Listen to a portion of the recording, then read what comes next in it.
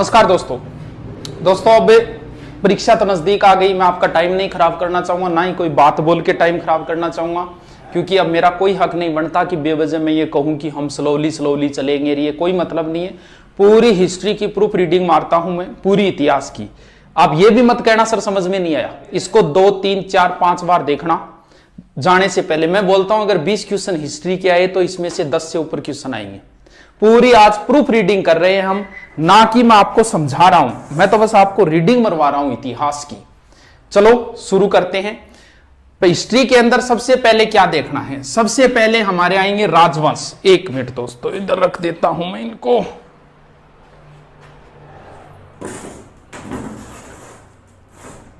सबसे पहले हमें राजवंश देखने हैं। कौन कौन से राजवंश हैं? कछवा है,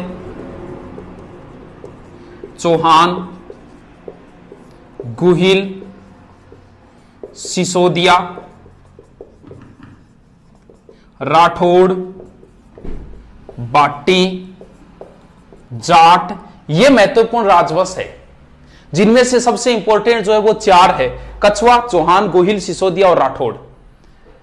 इनसे भी कई बार प्रश्न आता है, लेकिन ज्यादा इनसे उठाता है। इसके बाद में जो टॉपिक बचे हैं, किसान आंदोलन है, एकीकरण है, सभ्यता वगैरह, उनसे प्रश्न। तो मैं सारा रीडिंग मारता हूं, प्रूफ रीडिंग मारता हूं, इसको 2-3 बार आप देखना।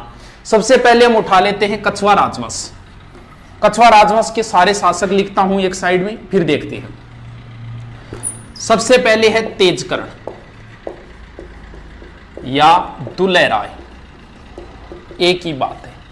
इसके बीच 2-3 शासक आते हैं, उनको बाद में देखेंगे। फिर इंपॉर्टेंट शासक आता है भारमल। भारमल का पुत्र है भगवंत दास। भगवंत दास का पुत्र है मानसिंह। पहले हम इतनों को ही देखते हैं, बोर्ड पर इतने ही आएंगे।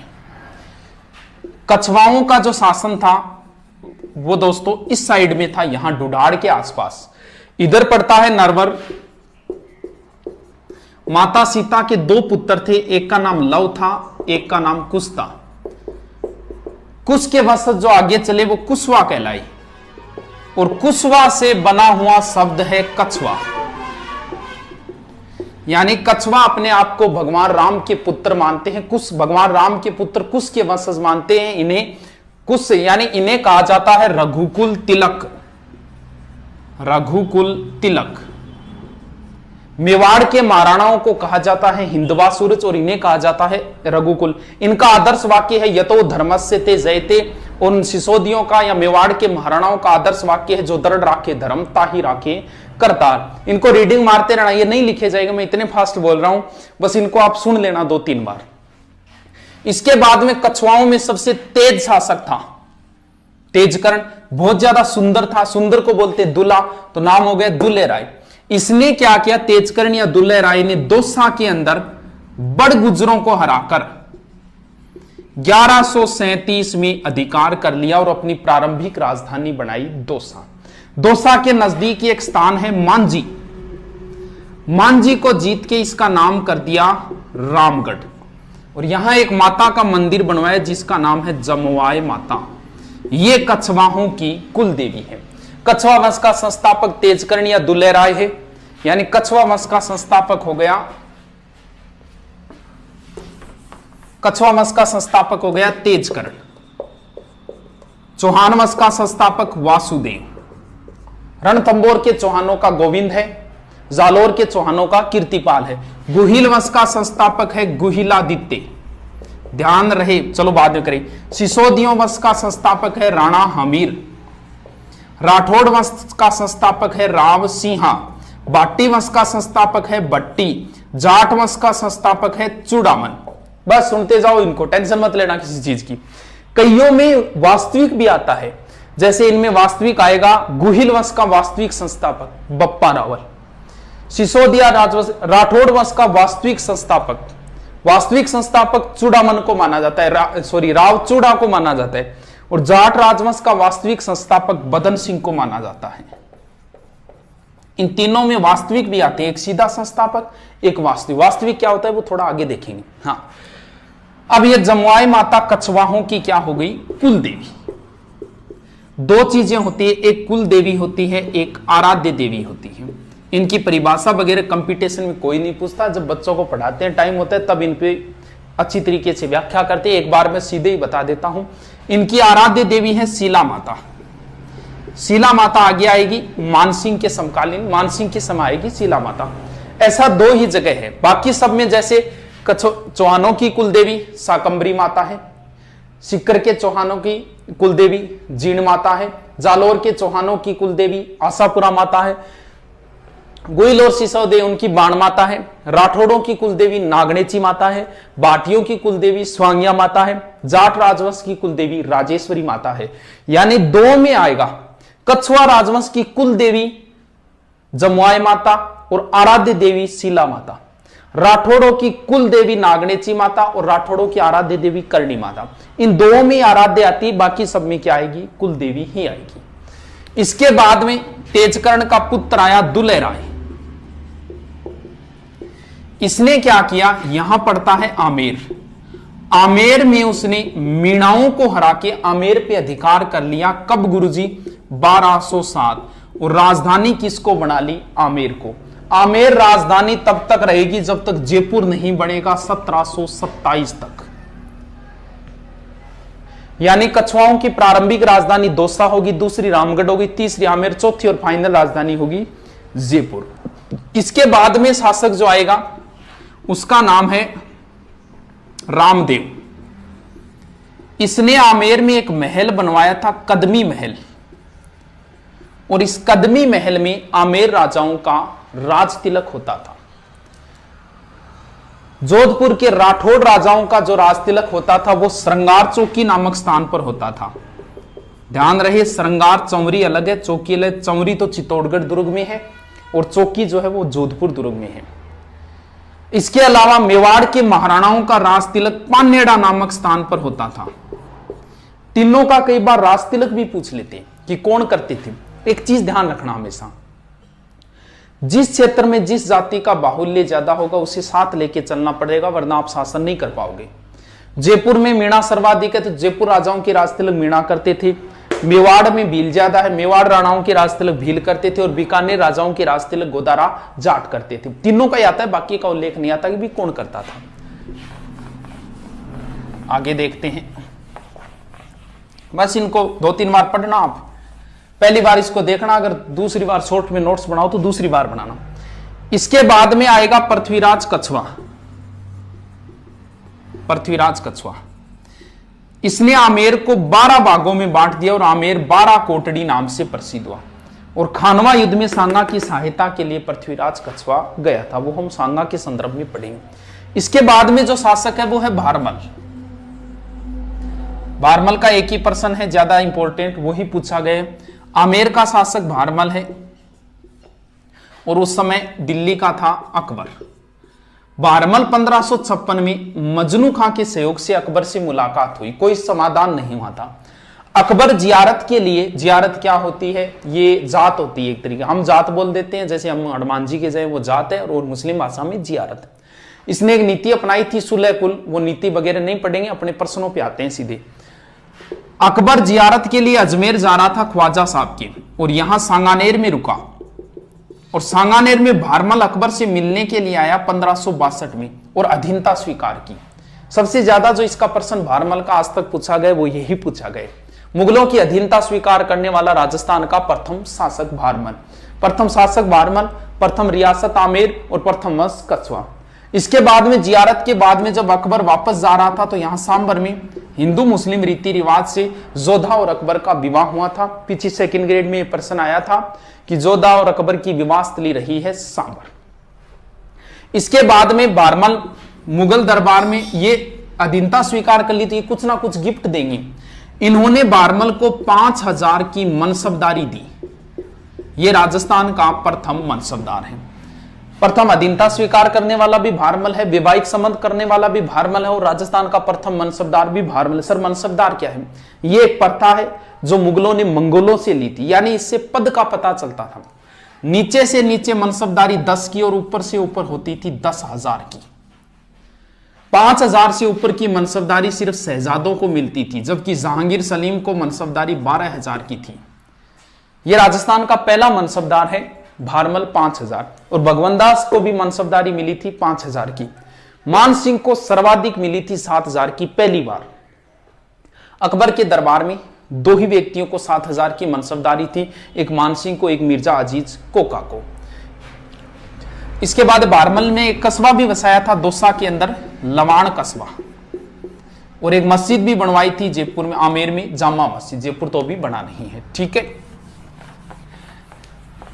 भगवान दास की विशेष बात नहीं, एग्जाम में कभी नहीं पूछी गई है। महाराणा प्रताप को समझाने के लिए तीसरे अभियान के रूप में गए थे और चित्तौड़गढ़ के तीसरे साके के समय अकबर के साथ थे भगवान दास जी। इसके बाद में भगवान दास जी की पुत्री थी जिनका नाम था मानबाई, इनका विवाह सलीम से हुआ जिनसे खुसरो का जन्म हुआ। इसके बाद में जो इंपॉर्टेंट शासक आता है वो है मान सिंह।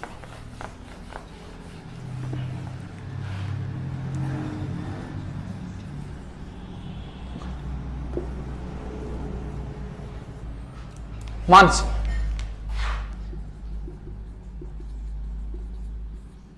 ऊपर कौन है? अकबर। देखो, मान सिंह जब बच्चा था तभी चला गया था अकबर के दरबार में, लगभग 11-12 वर्ष की उम्र में। पहली बार मुलाकात हुई और पहली बार मान सिंह अकबर के साथ रणथंबोर अभियान पे गया था, सुरजनहाड़ा था, वहां उन्होंने चतुरता दिखाई। मान सिंह बचपन में चला गया था, बहुत लंबी सेवा की, लगभग 50 से 55 वर्ष। इतनी लंबी सेवा करने का मतलब पुत्र, अकबर इन्हें अपना पुत्र मानता था, फर्जंद मानता था। एग्जाम में फर्जंद ही पूछा जाएगा, पुत्र नहीं पूछा जाएगा। फर्जंद उपाधि किसकी थी, किसने दी? मान सिंह को। मान सिंह को छोटे मोटे अगर काउंट कर दे तो 67 युद्धों में भाग लिया था मान सिंह ने, और मान सिंह पुत्र के समान था। तो मुगल दरबार में, अकबर के दरबार में जो नवरत्न थे, उन नवरत्नों में भी मान सिंह का स्थान था। सर नवरत्न कौन कौन से थे? सीधा सूत्र याद रख लेना, बात में MDH। इसका जो प्रश्न आता है वो हमेशा ऐसे आता है, निम्न में से नवरत्नों में शामिल नहीं था। बात में MDH। बी का मतलब भगवान दास, अबुल फजल, तानसेन, बिरबल, अब्दुल रहीम खान खाना, टोडरमल, मान सिंह, दो प्याजा और हकीम हुकाम। लास्ट कौन है? हकीम हुकाम। अब भगवान दास को नहीं माना जाता तो कुछ किताबें मानती है फेजी को, तो ध्यान रखना फेजी है वैसे। और हकीम हुकाम ऑप्शन नहीं हो तो होगा फकीर अजीबुद्दीन, ये थोड़ा सा ध्यान रख लेना। अब देखो, मान सिंह को काबुल का सूबेदार बनाया गया। कुंवर मान सिंह है, ध्यान रखिए, अभी तक राजा नहीं बना है, कुंवर मान सिंह है। काबुल का सूबेदार बनाया गया। काबुल से जब वापस आ रहे थे तो बीच में आता है लाहौर। लाहौर से मान सिंह राजस्थान में एक कला लेके आए थे जिन्हें बोलते हैं blue pottery. Black pottery Kota की है, कागजी पोट्री अलवर की है और ब्लू पोट्री है जयपुर की। और ब्लू पोट्री का प्रसिद्ध कलाकार है कृपाल सिंह शेखावत। फिर मान सिंह को सूबेदार बनाया गया था बिहार का, पटना का। बिहार के अंदर अभी कुंवर मान सिंह ये राजा नहीं बने, और जब बिहार में थे तब इनके पीछे से पिता की मृत्यु हो गई भगवान दास की। नियम ये होता है कि वारिस जहां कहीं भी हो, राजगद्दी खाली नहीं रहनी चाहिए, उनका राज तिलक कर दो। तो मान सिंह का पहली बार राज तिलक जो है वो पटना बिहार में हुआ था। इसके बाद में मान सिंह जी को 3 बार सूबेदार बनाया गया बंगाल का।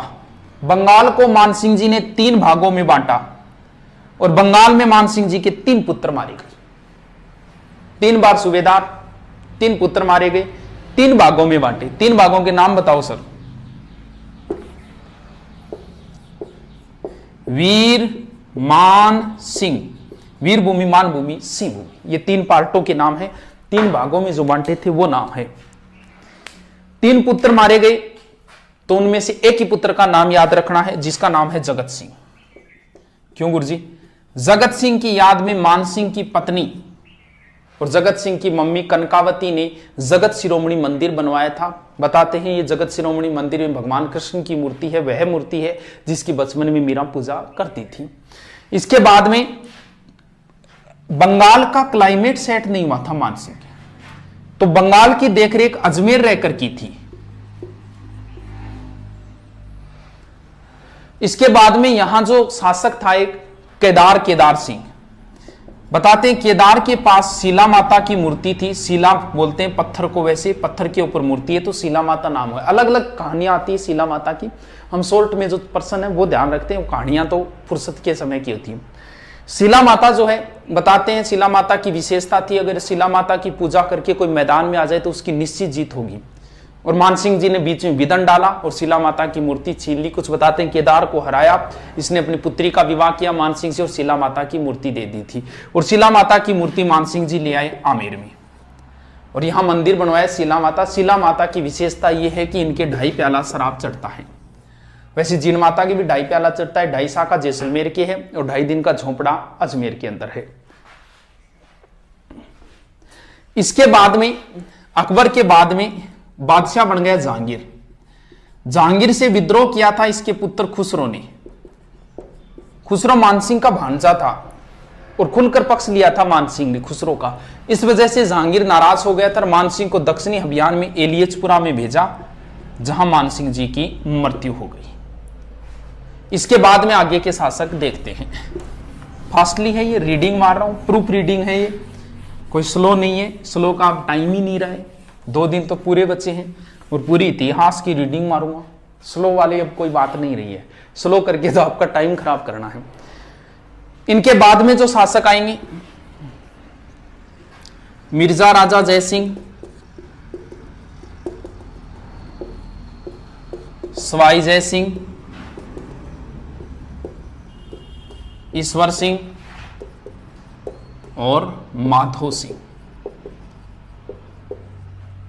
ये शासक आएंगे। देखो इन दोनों को साथ में कंपैरिजन में देख लेते हैं, मिर्जा राजा जयसिंह की क्या बात है और सवाई जयसिंह की क्या बात है, आराम से याद हो जाएगा।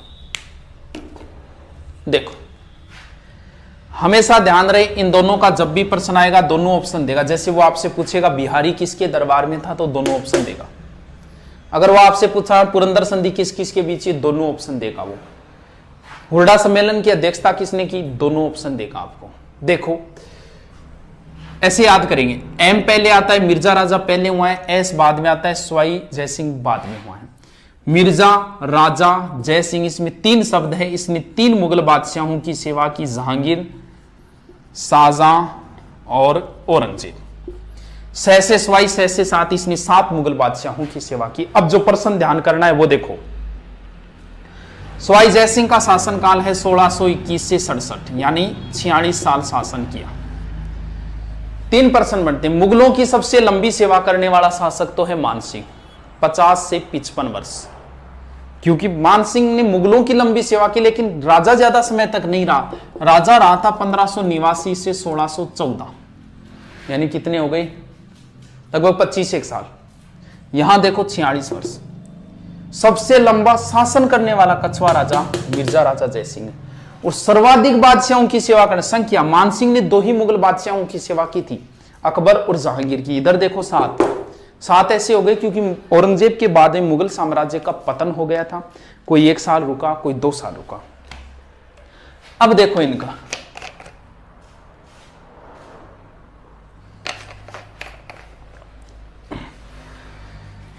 मिर्जा राजा जयसिंह, ये बीच वाला शाहजहां गंधार अभियान पे जाते समय मिर्जा राजा की उपाधि थी।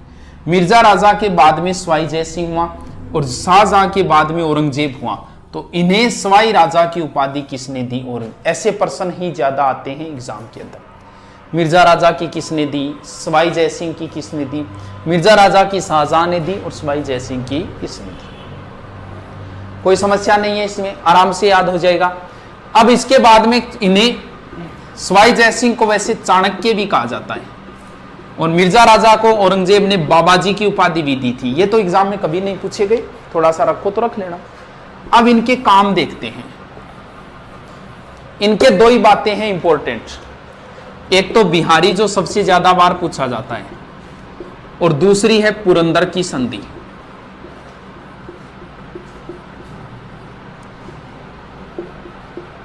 प्रश्न फिक्स है, बिहारी किसके दरबार में था, मिर्जा राजा जयसिंह, पहले वाले के, सवाई के नहीं। बिहारी ने बिहारी सतसई लिखी थी। बिहारी के 1-1 दोहे पर मिर्जा राजा इन्हें 1-1 स्वर्ण मुद्राएं दिया करता था और इन्हें काली पहाड़ी की जागीर भी दी थी। बस एग्जाम की दृष्टि से इतना ही है, बिहारी किसके दरबार में था। पुरंदर की संधि 22 जून या 16 जून दोनों ही सही है, 1665, वेरी इंपॉर्टेंट संधि। शिवाजी को 44,000 सेना लेके गया था, औरंगजेब ने भेजा था मिर्जा राजा जयसिंह को 44,000 सेना देके, और शिवाजी को पुरंदर के किले में घेर लिया। इसके बाद में संधि हुई। संधि के तहत 35 में से 23 दुर्ग औरंगजेब को दिए थे, यह प्रश्न पूछा जा चुका है। और मिर्जा राजा के कहने पर ही शिवाजी औरंगजेब से आगरा के किले में मिलने गए थे, जिन्हें औरंगजेब ने कैद कर लिया था। 1666 की बात है। शिवाजी अपने स्थान पे हिरोजी फरजंद हमशक्ल था, उनको सुलाकर वहां से फरार हो गए थे। तो ये संधि बहुत इंपॉर्टेंट संधि है। पुरंदर की संधि 22 जून 1600 पीछे पुलिस में आई थी। 1665 है और 35 में से 23 दुर्ग दिए। सवाई जयसिंह की कई डेटें इंपॉर्टेंट है। 1708, 1727, 1734, 1740। 40 तो छोड़ो, ये 3 इंपॉर्टेंट है, कई बार पूछी गई है। 1708 में क्या है? 1708 में एक समझौता है देबारी। देबारी पड़ता है उदयपुर में। छोटी सी बात है, जल्दी से बता देता हूं। समझौता आपको नहीं पूछे, ज्यादा ज्यादा है, डेट ही है। यहां का शासक जयसिंह, मारवाड़ का था अजीत सिंह, और मेवाड़ का था अमर सिंह सेकंड। इनके बीच में हुआ था ये संधि। ये तीनों इनके पास गए थे अपनी भूमि वापस लेने के लिए। आजम और मुअज्जम के बीच में जो वो किस्सा था। अमर सिंह ने कहा कि मेरी पुत्री है चंद्रकमरी, उससे विवाह करना पड़ेगा सवाई जयसिंह तुझे, और इनके जो संतान होगी वो संतान हुई थी माधो सिंह, वो आमेर का राजा बनेगा। इसने संधि मान ली, लेकिन सवाई जयसिंह के पहले पुत्र का जन्म हो गया था ईश्वर सिंह का, और नियम यह होता है कि राजा का बड़ा पुत्र ही राजा बनेगा। इस वजह से, इस एक समझौते की वजह से आमेर के अंदर भावी, आमेर नहीं बाद में जयपुर हो जाए, जयपुर के अंदर भावी उत्तराधिकारी युद्ध प्रारंभ हो गया था। ईश्वर सिंह और माधो सिंह आपस में लड़ना शुरू हो गए थे, दोनों सौतेले भाई। इस वजह से थोड़ी सी इंपॉर्टेंट है देबारी समझौता।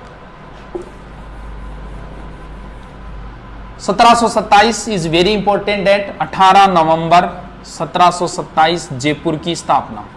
जयपुर की नींव पंडित जगन्नाथ ने रखी, और जयपुर का वास्तुकार विद्याधर भट्टाचार्य था। अगर आपसे पूछ ले आधुनिक जयपुर का निर्माता कौन है, तो ध्यान रखना मिर्जा इस्माइल है। वैसे जयपुर का पूछे तो सवाई जयसिंह है। आधुनिक का मतलब जो जयपुर हमें अब मिला हुआ है। सवाई जयसिंह ने जो जयपुर बसाया था वो चारों ओर से बंद था, चौकड़ियों का शहर चारों ओर से बंद था, और मिर्जा इस्माइल ने चारों ओर वो दीवारें हैं वो तुड़वा के जयपुर का विस्तार कर दिया था। इस वजह से आधुनिक जयपुर का निर्माता मिर्जा इस्माइल है, और वैसे जयपुर का निर्माता हो गया Sawai Jaisingh. 1734 is very important date. क्या हुआ इसमें? देखो क्या हुआ। वही सवाई जयसिंह। मेवाड़ का उस समय था संग्राम सिंह, सेकंड संग्राम सिंह है। जयसिंह गया संग्राम सिंह के पास कि मैं मराठों से परेशान हो गया, ऐसा कोई उपाय करो कि मराठों से पीछा छूटे। संग्राम सिंह ने कहा कि एक सम्मेलन रखो, कहां? हुरडा में। कब? 17/7/1734 में। लेकिन संग्राम सिंह की पहले मृत्यु हो गई, बोले अध्यक्ष मैं ही रहूंगा। इसकी मृत्यु होने के कारण अगला शासक बना था जगत सिंह सेकंड, और इस हुरडा सम्मेलन की अध्यक्षता जगत सिंह सेकंड ने की। इसका आयोजन करता सवाई जयसिंह था। 17/7/1734 ये इतिहास का दूसरा दौर है जब पूरा राजपूताना एक हुआ है। इतिहास में पूरा राजपूताना 2 बार एक हुआ है, एक संग्राम सिंह के समय 1528 में खानवा युद्ध के समय, और दूसरी बार 1734 के अंदर। अब यहां गड़बड़, सारे शासक आए थे। यहां बीकानेर का जोरावर सिंह राठौड़ आया था, जोधपुर का अभय सिंह राठौड़ आया था, और यहां से सुरजन दलेल सिंह हाड़ा आया था, या बूंदी से दुर्जन साल हाड़ा आया था, कोटा से यशवाई जय सिंह, कई शासक आए थे यहां। अब यहां गड़बड़, आपसी मनमुटाव ही हो गया था अध्यक्ष पद को लेके। ऐसे सेना ने ये योजना बनाई कि अब तो हम जा नहीं सकते, 7वां महीना वर्षा ऋतु है, क्योंकि वर्षा ऋतु नर्मदा और ताप्ती नदियों में पानी आ जाता है। नियम ये यहां तय हुआ था कि हम सीधा महाराष्ट्र चलेंगे और वहां युद्ध करेंगे। तो इन्होंने कहा कि वर्षा ऋतु के बाद में हम सब कोटा के रामपुरा गांव में इकट्ठा होंगे। लेकिन वहां ये मान लो फैल हो गया था, कोई नहीं आया था। लेकिन ये इतिहास का दूसरा दौर है जब पूरा राजपूताना एक हुआ है।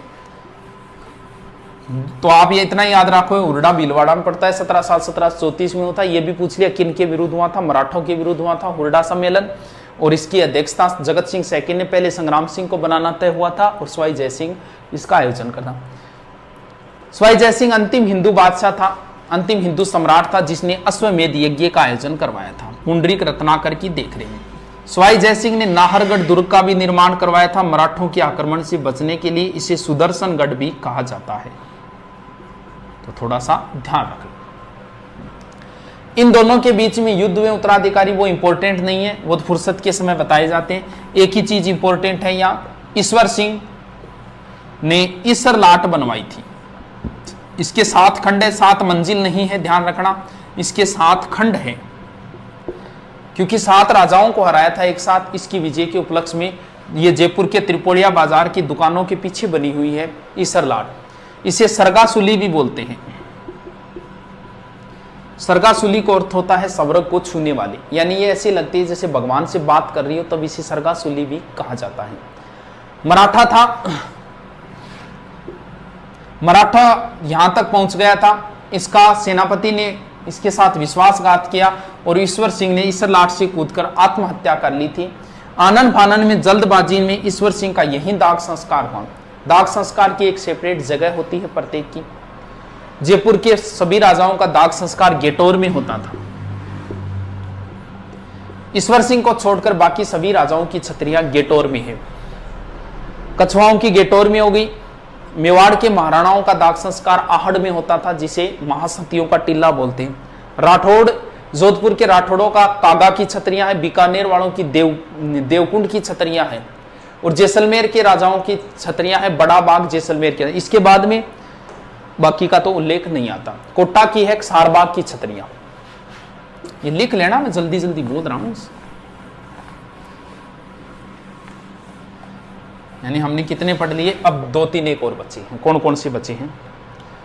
आज तक पूछिए सवाई जी। ईश्वर सिंह, माधो सिंह, इसके बाद में है प्रताप सिंह, जगत सिंह, राम सिंह, माधो सिंह। ये माधो सिंह सेकंड है और लास्ट है मान सिंह। मान सिंह सेकंड है। Pratap Singh is very important. Pratap Singh की एक उपाधि है ब्रजनिधि। ध्यान रहे, ब्रजराज, ब्रज का राजा, ब्रज के राजा थे जाट। ये जाट शासक बदन सिंह की उपाधि है ब्रजराज, जबकि ब्रजनिधि उपाधि प्रताप सिंह जी की है। इनके समय तमाशा लोकनाट्य भी प्रारंभ हुआ था। इनकी सबसे अच्छी कृति वो ये है।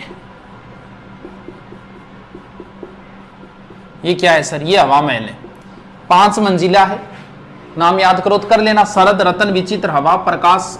शरद रतन विचित्र और प्रकाश और हवा, लास्ट है हवा मची। 953 खिड़कियां, 152 झरोखे इसके अंदर। इसका शिल्पी था लालचंद। हवा महल की नींव नहीं है, गागरोन दुर्ग के भी नींव नहीं है, इसके भी नींव नहीं है। जैसलमेर दुर्ग में चुनने का प्रयोग नहीं हुआ है और चोमू का दुर्ग भूमिगत दुर्ग है। ये थोड़े से अटपटे से, थोड़ा ध्यान रख लेना। इनको 22 संख्या बहुत पसंद थी। 22 ही विद्वान थे, 22 ही कवि थे इनके दरबार में, जिन्हें बोलते हैं गंधर्व 22। ये थोड़ा ध्यान रखना। गंधर्व जैसे नवरत्न थे ना, वैसे गंधर्व 22 प्रताप सिंह के दरबार में थे और इनके संगीत गुरु चांद खां थे। जगत सिंह को जयपुर का बदनाम राजा कहा जाता है। रसकपुर की वेश्या के कारण बताते हैं, ऐसा कोई किस्सा आता है इनका, फुर्सत में बताने वाले किस्से हैं। तो जगत सिंह को बदनाम राजा भी कहा जाता है जयपुर का। और जगत सिंह के समय एक छोटा सा युद्ध हुआ था, गिंगोली का युद्ध, 1807। गिंगोली पड़ता है पर्वतसर नागौर के अंदर। लंबी कहानी है, थोड़ा सा बस इतना ही याद रख लेना। मारवाड़ के मानसिंह और जगत सिंह के मध्य हुआ था। राम सिंह बहुत इंपॉर्टेंट है। Ram Singh second, school, college, घर, बांध, बाग, हॉल, सिनेमा हॉल और कलर, ये सब राम सिंह के। 2-3 बार बोलोगे ना, स्कूल, कॉलेज, घर, बांध, बाग, hall, home, cinema hall, colour, सब राम सिंह ने करवाए थे। स्कूल कौन सी स्कूल? मेयो कॉलेज, नाम कॉलेज है, स्कूल ही है वो। स्कूल ऑफ आर्ट्स की स्थापना राम सिंह के समय हुई। महाराजा कॉलेज राम सिंह। चिड़ियाघर जयपुर में पहला खुला था, राजस्थान का, राम सिंह। बांध अपने ही नाम पर है, रामगढ़ बांध। बाग अपने ही नाम पर है, रामबाग और Ramniwas Bagh. Hall Albert hall का निर्माण करवाया। सिनेमा और राजस्थान का पहला या भारत का, उत्तरी भारत का पहला फारसी थिएटर इन्हीं के समय खुला था। और कलर का मतलब जयपुर को उन्होंने गेरुआ या गुलाबी रंग में रंगवाया था। ठीक है, अगला कौन सा है? माधो सिंह। सेकंड, 2 और 9, इन्होंने नाहरगढ़ में अपनी पासवान रानियों के लिए 9 महल बनवाए थे माधो सिंह ने। और क्या है, ये इंग्लैंड जा रहे थे एडवर्ड सप्तम के राज्यारोहण में। उस समय एक हमारी रिवाज होती थी कि कोई अगर विदेश का पानी पी ले तो उसका धर्म भ्रष्ट हो जाएगा। तब बताते हैं ये विदेश गए थे, वहां चांदी के 2 पात्र बनवाए, एक ओलंपिया नामक जहाज बुक करवाया था, उसे गंगाजल से धोया, इसमें गंगाजल भरकर ले गए थे। और यानी ये जो चांदी के पात्र है जो वर्तमान में सिटी पैलेस है और गिनीज बुक में रिकॉर्डेड है। लास्ट शासक मानसिंह जो आजादी के समय थे, इनकी ये पोलो के खिलाड़ी थे और इनकी मृत्यु भी पोलो खेलते समय। इनकी पत्नी थी गायत्री देवी। पीछे पुलिस में प्रश्न आया था कि भारत की अंतिम राजमाता, तो वैसे अगर बात करें तो इनको किताबें लिख देती है भारत की अंतिम राजमाता, लेकिन अभी पिछले महीने अभी हुई थी मृत्यु। जोधपुर का अंतिम शासक था हनुमंत सिंह, उनकी पत्नी अभी कृष्णा कुमारी का निधन हुआ था। तो एक हिसाब से तो भारत की अंतिम राजमाता ये हो गई, क्योंकि हनुमंत सिंह जी पत्नी थी, जो लास्ट राजा थे हनुमंत सिंह। बाकी किताबें इसको लिखती है, किस हिसाब से पता नहीं। तो गायत्री देवी राजस्थान की प्रथम महिला है जो लोकसभा में गई थी। ये हीरोइन भी थी और कुछ बिहार की राजकुमारी भी थी गायत्री देवी। ठीक है, ये लो, जयपुर की हिस्ट्री इज कंप्लीट। दोबारा रीडिंग मारते हैं 5 मिनट। कौन कौन से शासक लिखे मैंने? सबसे पहले लिखा तेजकर्ण, इंपॉर्टेंट। तेजकर्ण के बाद में लिखा था कोकिल देव, भारमल, भगवान दास, मान सिंह, मिर्जा राजा जय सिंह, सवाई जय सिंह, ईश्वर सिंह, माधो सिंह, छोड़ो। इसके बाद में जगत सिंह, प्रताप सिंह, पहले लिख दिया कोई बात नहीं। फिर राम सिंह, प्रताप सिंह पहले, फिर माधो सिंह और फिर मान सिंह। ये लो, तेजकर्ण संस्थापक है। कोकिल देव ने आमेर को राजधानी बनाई। प्रथम वैवाहिक अधीनता और मनसबदारी भारमल, भगवान दास चित्तौड़ के तीसरे अभियान और महाराणा प्रताप को तीसरे अभियान समझाने के रूप में। मान सिंह जी की कई बातें बता दी। मिर्जा राजा जयसिंह बिहारी और पुरंदर, सवाई जयसिंह 1708, 1727, 1734, जगत सिंह जयपुर बदनाम हो गए, राम सिंह स्कूल कॉलेज घर बांध बागवान होम सिनेमा हॉल, और Madho Singh Jaipur history is complete. वैसे कंप्लीट नहीं होती, 7 घंटे लगते हैं। अभी कितने लगे? ये तो फास्टली रीडिंग बनवा रहे हैं आपको, काम आ जाए, क्या पता कहाँ कोई ब्रह्मास्त्र लग जाए। लगभग आपको प्रश्न इन्हीं से मिल जाएंगे। अब कौन सा उठाएं? चौहान तो वैसे डाले हुए हैं तो मैं एक बार नहीं उठाता हूं इनको। फिर राठौड़ उठा लेते हैं। राठौड़ों की 3 शाखाएं थी। उत्पत्ति कैसे हुई क्या हुई वो हम नहीं देखेंगे यहां। राठौड़ों की 3 शाखाएं थी। एक बीकानेर के राठौड़ थे, एक किशनगढ़ के थे और एक मैन जो थे वो जोधपुर के थे। सबसे पहले राव सिंहा,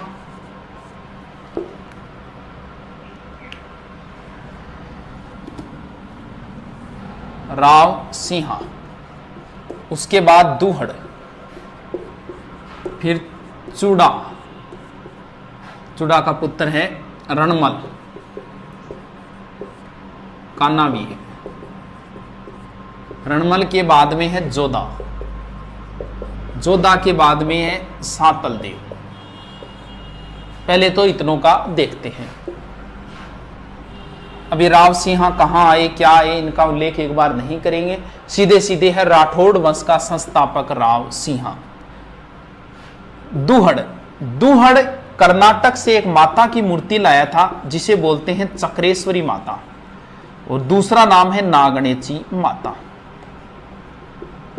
और वहां से लाके नागणेची माता की मूर्ति नगाना में लगाई। नगाना पड़ता है बाड़मेर। ध्यान रखना, एक नारायणी माता अलग है, नागणेची माता अलग है, नारायणी माता अलग है। नारायणी माता नाइयों की कुलदेवी है जिनका मंदिर बरवा डूंगरी पहाड़ी अलवर में है, और नागणेची माता राठौड़ों की कुलदेवी है जिनका मंदिर दूहड़ ने बनवाया था, यानी कर्नाटक से दूहड़ मूर्ति लेके आया था। तो दूहड़ की इतनी बात है। मंडोर जो है वो पहले गुर्जर प्रतिहारों के अधीन था, प्रतिहार शासक था इंदा, इसके अंडर में था, और तुर्कों ने अधिकार कर लिया। चूड़ा ने सहायता की, कैसे की क्या की वो लंबी कहानी है, लेकिन सीधा बता देता हूं। चूड़ा ने सहायता की प्रतिहार शासक इंद्रजीत की, और प्रतिहार शासक खुश होकर अपनी पुत्री का विवाह चूड़ा से किया, और मंडोर इन्हें दहेज में दे दिया, और राठौड़ों की प्रारंभिक राजधानी हो गई मंडोर। यानी राठौड़ों की प्रारंभिक राजधानी क्या थी? मंडोर थी। इसके बाद में रणमल, इनकी स्टोरी मेवाड़ में आती है। मेवाड़ में कुंभा ने भारमली के सहयोग से मरवा दिया था रणमल को। इसके बाद में जोधा है। अब देखो, राठौड़ वंश का संस्थापक राव सिंहा, राठौड़ वंश का वास्तविक संस्थापक चूड़ा, यानी राव चूड़ा। अब एक चीज और देखो, सामंत प्रथा मतलब नौकर चाकर रखना, यानी मारवाड़ में सामंत प्रथा की शुरुआत किसने की? चूड़ा ने, जबकि सामंत प्रथा का वास्तविक संस्थापक माना जाता है जोधा को, जबकि इतिहासकार ये कहते हैं जोधा ही मारवाड़ का पहला प्रतापी शासक है। तो इसके बाद में जोधा ने क्या किया? कुंभा के समकालीन है, आवड़ा बावड़ा की संधि हुई, वो कुंभा के समय देखेंगे। अब जोधा ने सोचा कि भी मंडोर तो सुरक्षित ने कोई बढ़िया दुर्ग बनाई, तो एक बाबा रहता था चिड़ियानाथ। जोधा यहां आया और बाबा जी से कहा कि आप ये स्थान छोड़ दो, कोई दूसरी जगह मैं आपको दे दूंगा और यहां मैं दुर्ग बनाऊंगा, लेकिन बाबा ने मना कर दिया। अब जिदबाद के अंदर बाबा बोला ठीक है तू दुर्ग तो बना ले, कोई बात नहीं, लेकिन जैसे ही नींव रखेगा यहां का पानी सूख जाएगा। तब जोधा की टेंशन शुरू हो गई।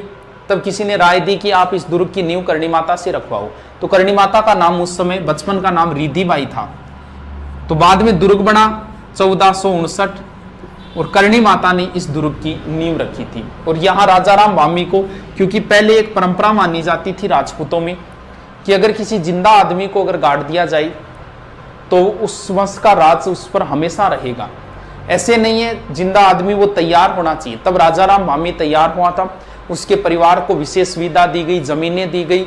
जोधपुर दुर्ग में सिर्फ और सिर्फ राजाराम भामी के परिवार की एंट्री थी, बाकी कोई एंट्री नहीं कर सकता था। तो ये इसी दुर्ग में पीछे वाली साइड में 2 मंदिर बने हुए हैं, एक चामुंडा माता का मंदिर है, एक नागणेची माता का मंदिर है। और चामुंडा माता मंदिर में भगदड़ भी मची थी 2008 में, जिसकी जांच के लिए जसराज चोपड़ा आयोग बनाया गया था। इसके बाद में जो शासक है सातल देव, सातल देव की एक ही बात है, इनके समय अजमेर का था मल्लू खां, उसका सूबेदार था गुड़ला। यह गुड़ला पिंपाड़ से 140 कन्याओं को उठा के ले गया था।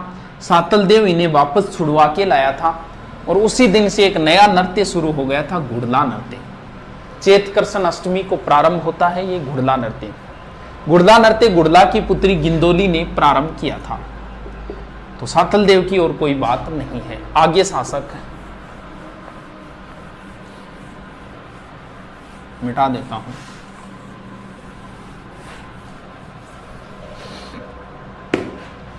आगे शासक राव गंगा, मालदेव, चंद्रसेन, मोटा राजा उदय सिंह,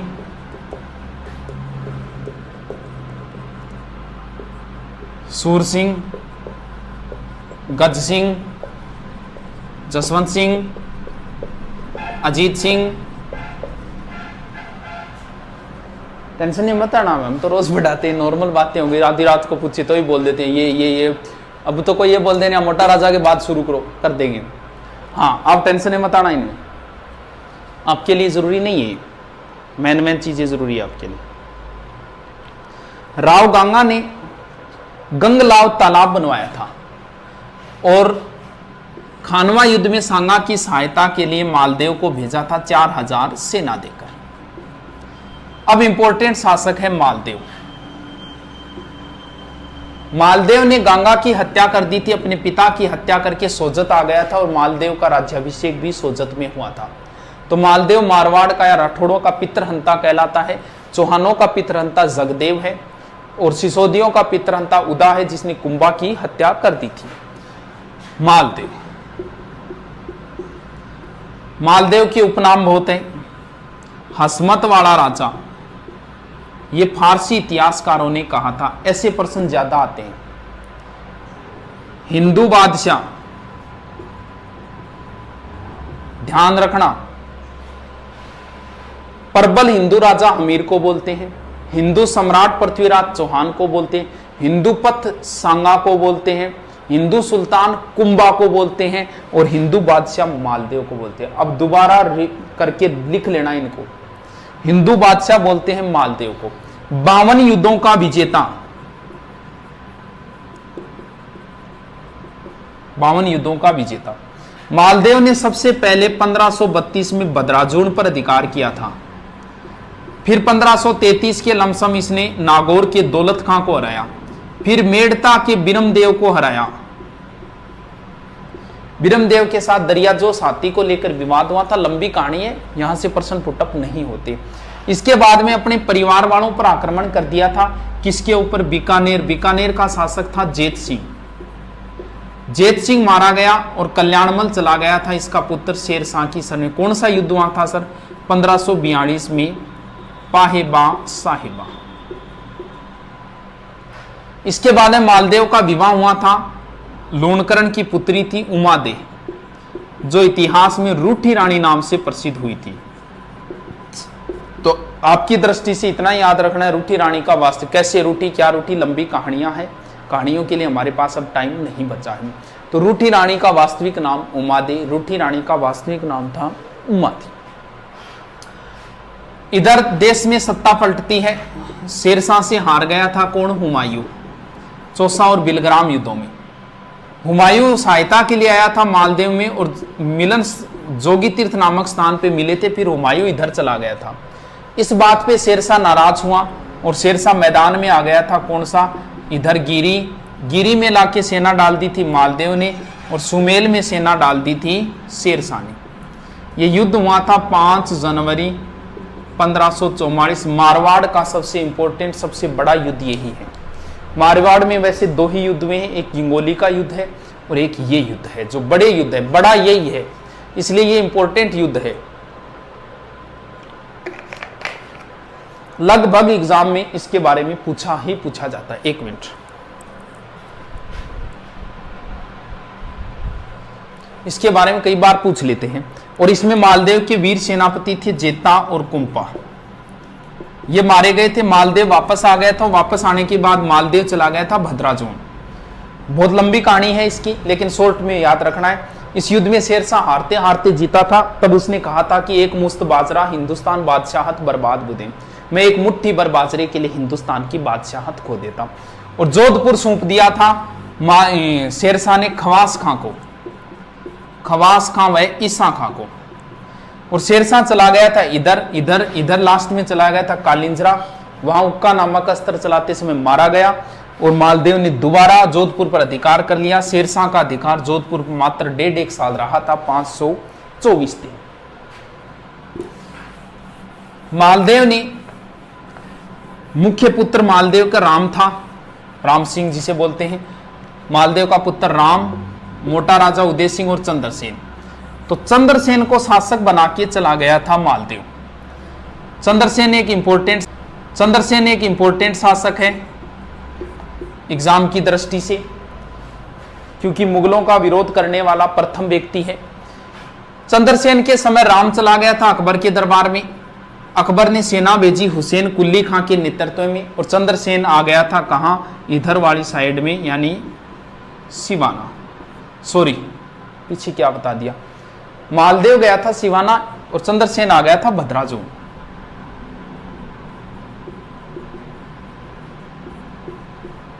मालदेव गया था सिवाना, मारवाड़ राजाओं की संकटकालीन संस्थि। तो चंद्रसेन आ गया था बदराजुल। अब अकबर आया था जियारत के लिए और उसके बाद में अकबर ने एक दरबार लगाया था, नागौर दरबार, नवंबर 1570। इंपॉर्टेंट है, बहुत बार आया है नागौर दरबार कब लगा था। अब इस दरबार में बीकानेर से कल्याणमल आया था, जेत सिंह का पुत्र। जैसलमेर से हर्राय भाटी आया था और वो इधर से सुरजनहाड़ा आया था, कोटा से, बूंदी से सुरजनहाड़ा। और मारवाड़ से राम उदय सिंह और फिर चला गया था चंद्रसेन। ये ध्यान रखना कौन कौन आए थे, आजकल ऐसे प्रश्न ज्यादा आते हैं। बीकानेर से कल्याणमल, जैसलमेर से हर्राय भाटी और मारवाड़ से ये। चंद्रसेन के साथ अच्छा व्यवहार नहीं हुआ, चंद्रसेन यहां से भागकर वापस चले गए थे भद्राचौक। बीकानेर का था राय सिंह। 1572 से 74 तक अकबर ने जोधपुर का प्रशासन राय सिंह को सौंपा था। अब चंद्रसेन के उपनाम है पहला, क्योंकि नागौर दरबार 1570 है, महाराणा प्रताप का राज्याभिषेक 72 में हुआ, तो इससे पहले ही चंद्रसेन ने विरोध कर दिया था, इसलिए इन्हें प्रताप का अग्रगामी कहा जाता है। रेऊ नामक इतिहासकार ने कहा है कि ये मारवाड़ के प्रताप हैं। उसने तुलना की है प्रताप की चंद्रसेन की। तुलना यह की है कि प्रताप को भी भाइयों का विरोध सहना पड़ा था और इधर चंद्रसेन को भी भाइयों से लड़ाई करनी पड़ी थी। महाराणा प्रताप के भी जंगलों में भटके थे, खाने पीने की व्यवस्था नहीं हुई थी, वैसी ही हालत बताते हैं चंद्रसेन की हुई थी। चंद्रसेन को जैसलमेर पोखरण दुर्ग हर्राय बाटी को 12,500 रुपये में किराए दिया था, 1 लाख फदिया के, और अपने गहने वगैरह भी चंद्रसेन को बेचने पड़े थे। इसके बाद में चंद्रसेन सिवाना आए, फिर यहां एक स्थान है संचियाप। संचियाप में चंद्रसेन की मृत्यु है। चंद्रसेन की छतरी भी यहीं पड़ती है, सारण की पहाड़ी पाली में। इसके बाद में शासक बना है मोटा राजा उदय सिंह। मोटा राजा की उपाधि अकबर ने दी थी, क्योंकि अकबर के समकालीन है। बात इतनी सी है, मोटा राजा का एक पुत्र था किशन सिंह, जिसने 1609 में किशनगढ़ बसा दिया, राठौड़ों की एक नई रियासत। मोटा राजा उदय सिंह मारवाड़ के प्रथम शासक है, जिसने मुगलों की अधीनता स्वीकार की और वैवाहिक संबंध किए। इन्होंने अपनी पुत्री का विवाह किया जगत गुसाई या जोधाबाई का, और उनका जो पुत्र हुआ था इतिहास से आगे, उसका नाम था खुर्रम या शाहजहां। आगे देखते हैं फिर सूरसिंह, गजसिंह। सूरसिंह की कोई बात नहीं, इसे सवाई राजा की उपाधि है। गज सिंह को दल थम्मन की उपाधि जहांगीर ने दी थी। दल पंगुल उपाधि पृथ्वीराज चौहान की है, और दल थम्मन जो उपाधि है वो है गज सिंह की। इसके बाद में जसवंत सिंह, अंतिम स्वतंत्र प्रवर्ती के शासक माने जाते हैं जसवंत सिंह।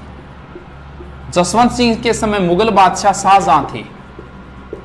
शाहजहां के 4 पुत्र लड़ रहे थे, लास्ट में जो 2 थे, दारा और औरंगजेब।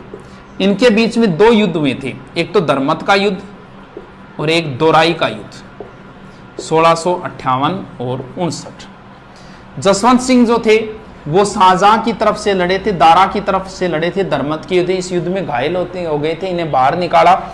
जब जोधपुर वापस आए तो बताते हैं इनकी पत्नी थी हाड़ी रानी कर्मी, उसने दुर्ग के दरवाजे नहीं खोले थे। इतिहासकार इस बात का खंडन करते हैं, लेकिन हम मान लेते हैं इस बात को, ठीक है।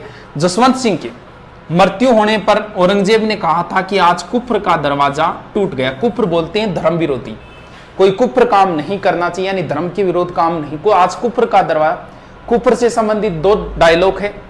एक डायलॉग तो रणथंबोर दुर्ग अलाउद्दीन की विजय के बाद में अमीर खुसरो ने कहा था कि आज कुफ्र का गढ़ इस्लाम का घर हो गया, और एक ये है जसवंत सिंह की मृत्यु पर औरंगजेब ने कहा आज कुफ्र का दरवाजा टूट गया। जसवंत सिंह के दरबार में 2 व्यक्ति थे, मुहनोत नैन सिंह, बहुत इंपॉर्टेंट है, और एक थे दुर्गादास राठौड़। दुर्गादास राठौड़। मुहनोत नैन सिंह ने नैनसीरी खयात लिखी और मारवाड़ रे परगनारी विगत लिखी। मारवाड़ रे परगनारी विगत को मारवाड़ का गजेटियर बोलते हैं। मारवाड़। मुनोत नैनसीरी ख्यात को विश्वसनीय ख्यात मानी जाती है। ये ख्यात लिखने का काम चारण और भाटों का था। ये एकमात्र ऐसी ख्यात है जो चारणों ने नहीं लिखी। मुनोत नैनसीरी जो ख्यात है, उस ख्यात में कहीं भी है शब्द का प्रयोग नहीं है। नैनसी ने इस ख्यात में राजपूतों की 36 शाखाओं का वर्णन किया है, जबकि नैनसी ने गुर्जर प्रतिहारों की 26 शाखाओं का वर्णन किया है। इसमें प्रत्येक गांव की जनसंख्या का भी वर्णन है, इसलिए नैन्सी को राजस्थान जनगणना का अग्रज माना जाता है। दुर्गादास राठौड़ ये आस्करण के पुत्र थे और इनके दरबार में थे। बाद में अजीत सिंह के संरक्षक बने थे। अजीत सिंह को नूरगढ़ के महल से गोराधाय के सहयोग से बचा के लाए थे। गोराधाय को मारवाड़ की पन्नाधाय कहा जाता है और दुर्गादास को अणबिंद्या मोती कहते हैं और चंद्रसेन को भूला बिसरा राजा कहते हैं। The forgotten king of Marwar तो चंद्रसेन, भूला बिसरा यानी इतिहासकार भूल गए। इतिहासकारों ने चंद्रसेन को महत्व नहीं दिया, जो महत्व महाराणा प्रताप को दिया वो चंद्रसेन को नहीं दिया, भूल गई। और इन्हें बोलते हैं अणबिंद्या मोती, यानी इतिहासकारों ने इसे इतिहास में कभी पिरोया ही नहीं। दुर्गादास को मारवाड़ का उद्धारक कहा जाता है, मेवाड़ का उद्धारक भामाशाह को कहा जाता है और राणा हमीर को भी कहा जाता है। ठीक है दोस्तों, आगे देख लेते हैं, थोड़ा सा बचा है।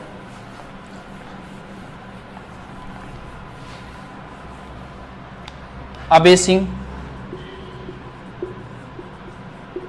विजय सिंह, मान सिंह, जसवंत सिंह। ये जसवंत सिंह सेकंड है, इंपॉर्टेंट शासक इतने।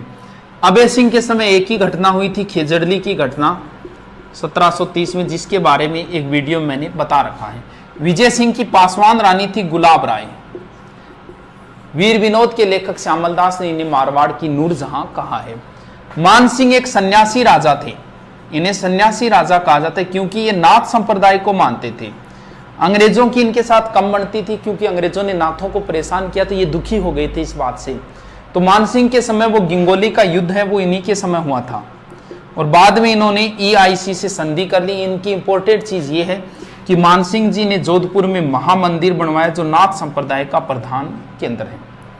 जसवंत सिंह जी के समय स्वामी दयानंद सरस्वती जी जोधपुर आए थे। दयानंद सरस्वती जी का जिक्र बाद में करेंगे, कैसे क्या घटना हुई। यहां नन्ही जान वेश्या ने बताती इनको जहर दे दिया था और इनसे इसके कारण इनकी तबीयत खराब हुई और अजमेर में इनका निर्माण हुआ था। तो ये माना जाता है, कई बार पूछ लेते हैं स्वामी दयानंद सरस्वती जी का निर्माण या मृत्यु कहाँ हुई, तो ध्यान रहे जोधपुर में जहर दिया था, जबकि इनकी मृत्यु अजमेर में हुई थी क्योंकि राजस्थान में आर्य समाज का प्रमुख केंद्र अजमेर था। ये थे जोधपुर मारवाड़।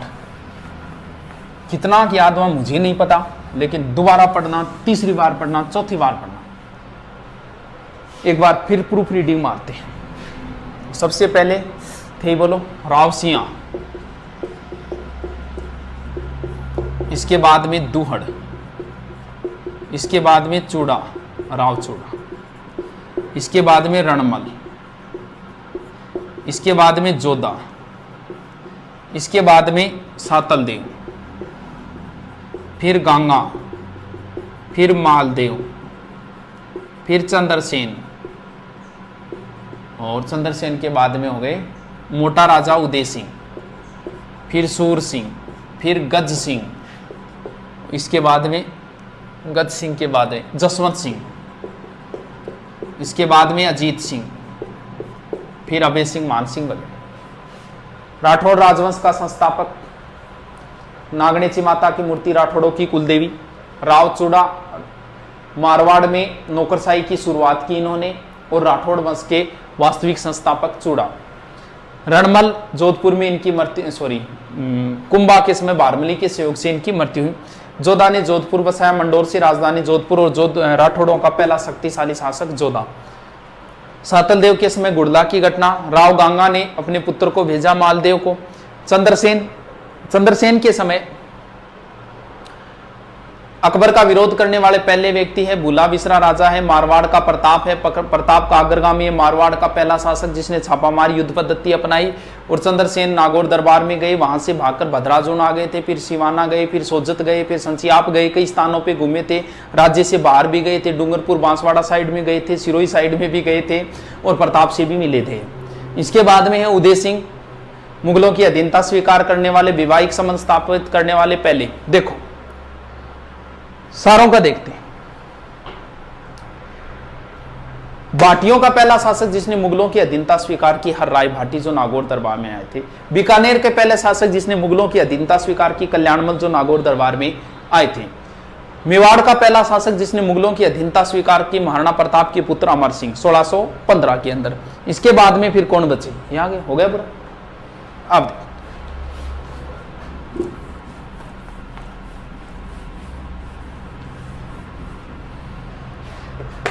बाटी, चलो बाटी नहीं, बीकानेर वाले बता देता हूं, थोड़े से नाम है बीकानेर वालों के। बीका, बीका के बाद लूणकरण, लूणकरण के बाद में जेत सिंह, जेत सिंह के बाद में कल्याणमल, कल्याणमल के बाद में राय सिंह, राय सिंह के बाद में है करण सिंह, करण सिंह के बाद में है अनूप सिंह, और अनूप सिंह के बाद में है सूरत सिंह, फिर है सरदार सिंह, फिर है गंगा सिंह। जोधा के पुत्र थे, किसी कारणवश वो स्टोरी लंबी है। ये आ गए थे कोडमदेसर 1465 में और अपनी प्रारंभिक राजधानी कोडमदेसर को बनाया। फिर करणी माता के आशीर्वाद से आखा तीज के दिन 1488 में बीकानेर की स्थापना की, राती घाटी नामक स्थान के ऊपर। और कोडमदेसर में इन्होंने भैरू का मंदिर बनाया था। लूणकरण सर झील बनवाई थी इन्होंने। जेतसी वही है जिस पर मालदेव ने आक्रमण किया था और इनके पुत्र ये वहीं मारे गए थे, जेतसी और जेतसी। अब दो चीजें ध्यान रखनी है अपनों को, देखो इन्होंने ही भेजा था खानवा युद्ध में सांगा की सहायता के लिए। राव जेतसी ने चंद बिट्टू सुजा ने लिखा था, वो अलग चीज है। चलो दो चीजें हैं, एक तो है कलयुग का कर्ण और एक है राजपुताने का कर्ण। एक कलयुग का कर्ण है, एक राजपुताने का कर्ण है। देखो कैसे याद रखो, इनमें से एक तो है लूणकरण और एक है राय सिंह। कर्ण कर्ण ये तो ठीक है, लेकिन दोनों में कर्ण आ रहा है। देखो राय सिंह, रा से राजपुताना, राय सिंह राजपुताने के कर्ण है, मुंशी देवी प्रसाद ने कहा।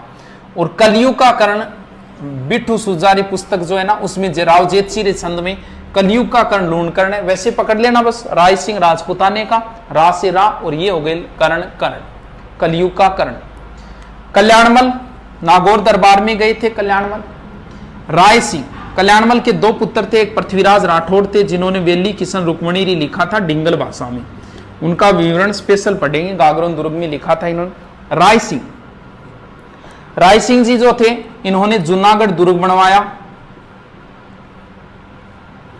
कब सर 1589 से 94 के बीच में करमचंद की देखरेख में, या राय प्रशस्ति भी लिखवाई थी इन्होंने। इन्हें मुगल साम्राज्य का स्तंभ कहा जाता है और मानसिंह के बाद में सबसे ज्यादा विश्वास पात्र जो थे वो यही थे। इन्हें ही जोधपुर दुर्ग सौंपा था 1572 से 74 के बीच में।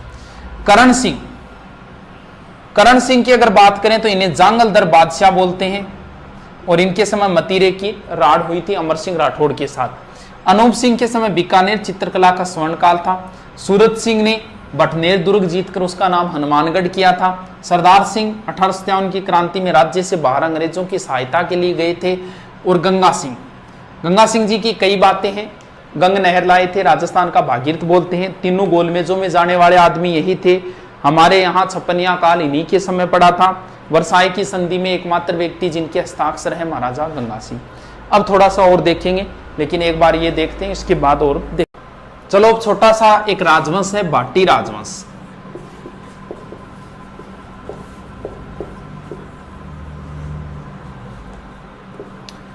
भाटी राजवंश प्रारंभ में बताते पंजाब साइड में थे, इसके बाद में इधर वाली साइड में आ गए।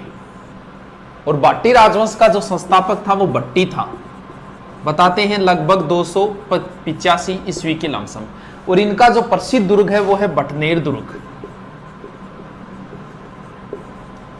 ये भूपत भाटी ने बनवाया था लगभग 288 ईस्वी। राजस्थान का सबसे प्राचीन दुर्ग माना जाता है ये बटनेर दुर्ग, सबसे पुराना दुर्ग माना जाता है। विदेशी आक्रमणकारी इस साइड से आएगा तो सबसे पहले यही सीध में आएगा। ये मानते हैं कि सर्वाधिक विदेशी आक्रमण झेलने वाला जो दुर्ग है वो भटनेर दुर्ग है। यहां पर तैमूर लंग ने आक्रमण किया था। उसने अपनी पुस्तक तुजु के तैमूरी में लिखा है कि इतना मजबूत दुर्ग मैंने हिंदुस्तान में कहीं नहीं देखा। ये एकमात्र ऐसा दुर्ग है भटनेर दुर्ग जिसमें हिंदू प्लस मुस्लिम महिलाओं ने साथ में जोहर किया था, और यहां शेर खां की कब्र भी है। यह भाटियों की प्रारंभिक राजधानी मानी जाती। इसके बाद में है आक्रमण हुआ था यहां, और भाटी इस साइड में आ गए थे, कहां, तनोट में, और अपनी राजधानी, दूसरी राजधानी मंगलराव के समय भाटियों ने दूसरी राजधानी तनोट को बना लिया था। और तनोट किसके लिए प्रसिद्ध है? तनोट माता के लिए प्रसिद्ध है। ये कहानी सारे जानते हो, युद्ध के समय माता के यहाँ बम डाले गए, वो छूटे नहीं थे बम, इस हिसाब की कहानी है। तो बस इतना ध्यान रखना, तनोट माता एक तो सैनिकों की कुल देवी है, और एक इसे रुमाल वाली देवी बोलते हैं। तनोट के बाद में भाटी आ गए थे लोदरवा, और भाटियों ने अपनी तीसरी राजधानी जो बनाई थी वो लोदरवा को बनाई थी। लोदरवा किसके लिए प्रसिद्ध है? लोदरवा की राजकुमारी थी मुम्मल, और जिसका प्रेम संबंध बताया जाता है अमरकोट के महेंद्र के साथ। अमरकोट में बाबूजी का ससुराल था, वहां सोडा राजपूत थे, आज भी वहां सोडा राजपूतों का राज चलता है। तो अपने पाकिस्तान में चला गया वर्तमान में वो स्थान। तो महेंद्र के साथ प्रेम संबंध की वो लंबी चौड़ी कहानी है, लेकिन उससे प्रश्न पुटअप नहीं होते, वो कहानी है जो बताने के लिए बस क्लास में। लोदरवा के बाद में भाटियों ने चौथी राजधानी और अंतिम राजधानी बनाई जैसलमेर, और जैसलमेर में सबसे कब बसा? 1155। दो चीजें थोड़ी सी ध्यान रखना,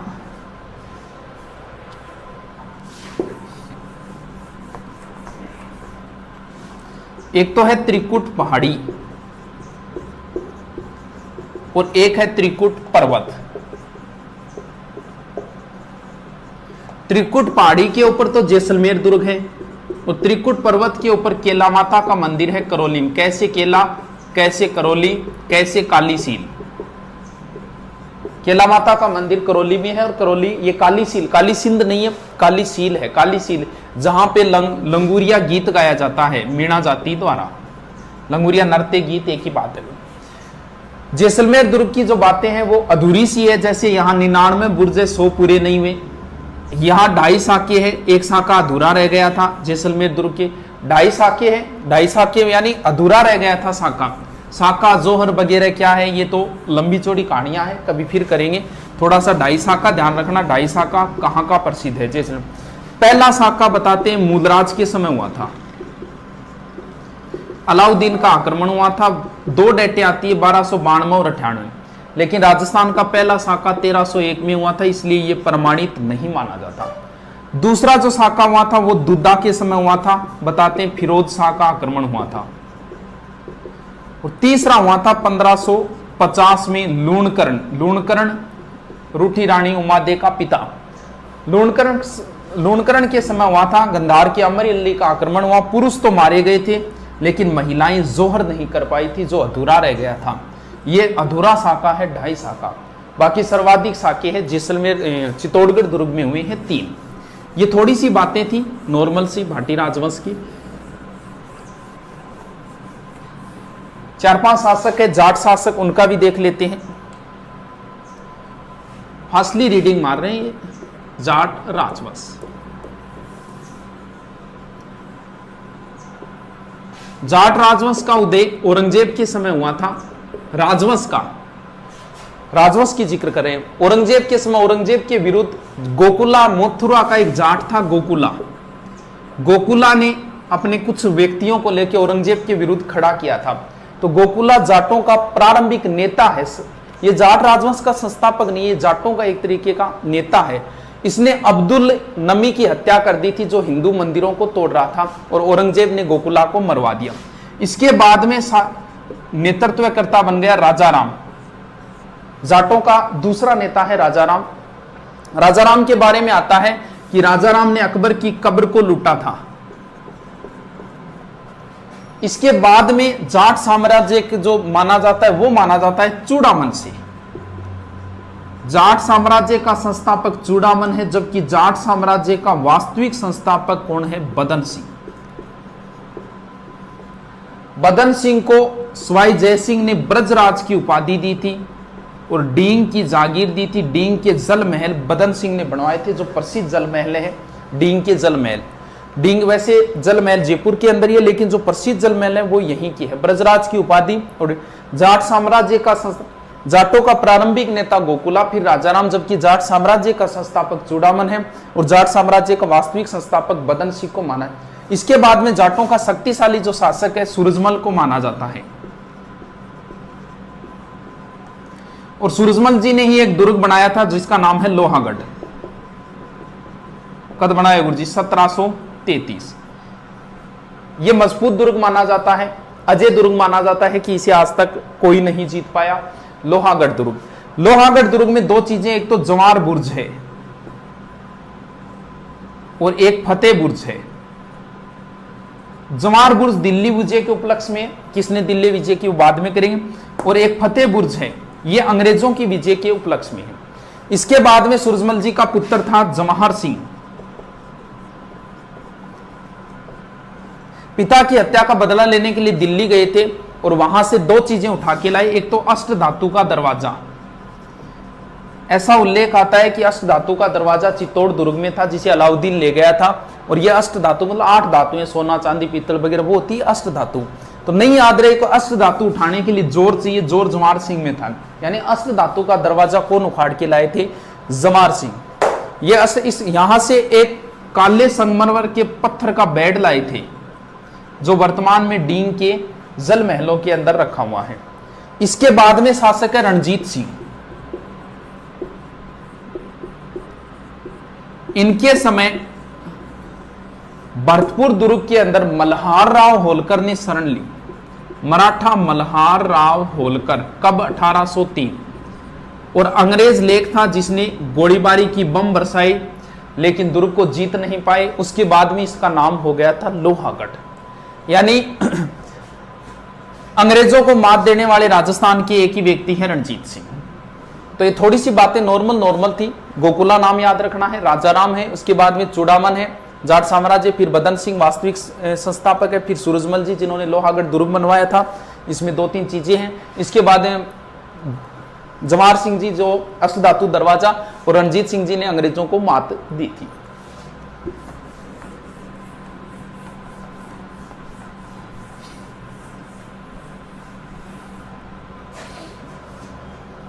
क्या रुक तो आगे बना रहे हो।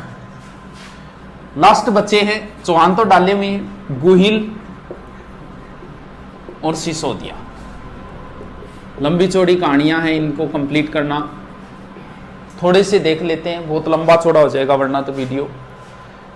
गुहिल राजवंश का संस्थापक गुहिलादित्य था।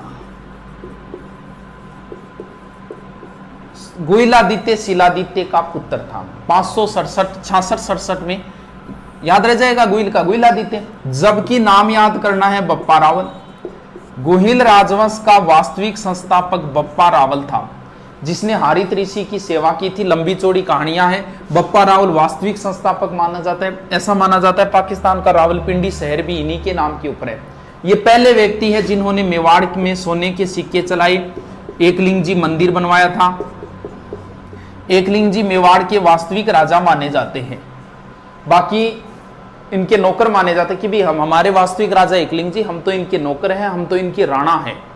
तो मेवाड़ के वास्तविक राजा एकलिंग जी है। जयपुर के वास्तविक राजा गोविंद देव जी है। भगवान श्री कृष्ण को जयपुर वाले मानते हैं और मेवाड़ वालों के वास्तविक राजा एकलिंग जी।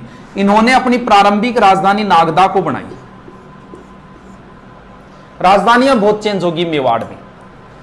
देखो आगे बप्पा रावल, इसके बाद में शासक आएगा अलट। अलट के बाद में शासक आएगा जेतर सिंह। इसके बाद में राजधानी चेंज करने वाला आएगा रतन सिंह। बप्पा रावल ने नागदा को बनाया, अलट ने आहड़ को बनाया, जेतर सिंह ने चित्तौड़ को बनाया, और इसके समय भी चित्तौड़ है। तो ऐसे याद करने में कोई समस्या। बाद में और राजधानियां चेंज होगी। इसके बाद में राजधानी आएगी, फिर चित्तौड़ के बाद में आएगी कुंभलगढ़। कुंभलगढ़ के बाद फिर चित्तौड़ जाएगी, फिर उदयपुर आएगी, फिर गोगुंदा आएगी। कुंभलगढ़ कुंभा के समय, चलो देखो, अलहट आहड़, ए और आ, इस हिसाब से याद रख लेना कि अलहट ने आहड़ को राजधानी बनाया था। ये पहला आदमी था जिसने हुण राजकुमारी से विवाह किया था। ये राजपूतों का पहला अंतरराष्ट्रीय विवाह है। जेतर सिंह, ये देखो दो ऊपर मात्रा है, यहाँ चित्तौड़ के ऊपर भी दो ऊपर मात्रा है, यानी जेतर सिंह ने राजधानी किसको बनाई? चित्तौड़ को। कुंभलगढ़ राजधानी बनाई थी कुंभा ने। चित्तौड़ फिर दोबारा महाराणा संग्राम सिंह के समय राजधानी वापस फिर चित्तौड़ हो गई थी। उदयपुर राजधानी उदय सिंह के समय थी। इसके बाद में गोगुंदा राजधानी हो गई थी प्रताप के समय। महाराणा प्रताप के समय कई राजधानियां हुई, गोगुंदा हुई थी, कुंभलगढ़ हुई थी, चावंड भी हुई थी, अंतिम राजधानी उनकी चावंड थी। तो प्रताप के समय तो कई राजधानियां चेंज हुई है। रतन गोहिल का गोहिलादित्य, वास्तविक बप्पा रावल, अलट ने आड़ को राजधानी बनाया। जेतर सिंह इल्तुतमिश के साथ बुताला का युद्ध हुआ, चित्तौड़ को राजधानी। रतन सिंह के बारे में सारे जानते हो, पद्मनी वाली कहानी है वो रतन सिंह के समय चित्तौड़ का पहला साका हुआ था। चित्तौड़ में 3 साके में थे, पहला, दूसरा और तीसरा। पहला हुआ है 1303 में, दोनों साके 1500 में हुए, कंटिन्यू हुए, एक विक्रमादित्य के समय, एक दोनों भाइयों के समय। 3 के बाद में 4, 5, 6, 7 और 8, यानी पहला 1303 में, दूसरा 1534-35 में, तीसरा 1567-68 में। पहला के समय शासक रतन सिंह था, आक्रमण अलाउद्दीन खिलजी का हुआ। दूसरे के समय शासक विक्रमादित्य था, अलाउद्दीन गुजरात के आक्रमण गुजरात के बहादुर शाह का हुआ था। तीसरे के समय शासक उदय सिंह था और आक्रमण अकबर का हुआ था। 3 में गोहिल राजवंश का अंतिम शासक था रतन सिंह। इसके बाद में आ जाती है राणा शाखा। राणा शाखाओं के शासक है हमीर, हमीर का बेटा खेता, खेता का पुत्र लाखा, लाखा का पुत्र मोक्कल, मोक्कल का पुत्र कुंभा, कुंभा का पुत्र था रायमल, रायमल का पुत्र संग्राम सिंह, संग्राम सिंह के बाद में शासक बना है संग्राम सिंह का पुत्र विक्रमादित्य, विक्रमादित्य के बाद में बना है उदय सिंह,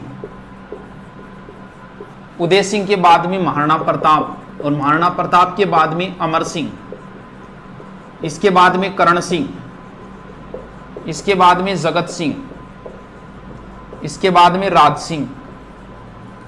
इतनों की जरूरत तो नहीं है याद करने, कंटिन्यू भी कोई जरूरी नहीं है याद करने की। देखो प्रसिद्ध जो है ना, जैसे महाराणा प्रताप, महाराणा प्रताप के दादाजी का नाम हो गया संग्राम सिंह। ये दोनों भाई है, दोनों पुत्री है संग्राम सिंह के। संग्राम सिंह के दादाजी हो गए कुंभा, कुंभा के दादाजी हो गए लाखा, और लाखा के दादाजी हो गए राणा हमीर। मैन यही है, बीच में तो ज्यादा डिटेल नहीं है इनका, मैन ये शासक ही है इनकी। मैन चीजें अगर इनकी देखें, फास्टली रिपीट मारे, क्योंकि मेवाड़ के इतिहास में 15 घंटे लगते हैं। नॉर्मल ऐसी मैन चीजें इनकी देखते हैं। फिर भी अगर आप शॉर्ट में याद करो तो संग्राम सिंह, और अब 2 ही दिन बचे हैं तो 2 ही शासक याद कर लो, लगभग पर्सन इसी में से आता है।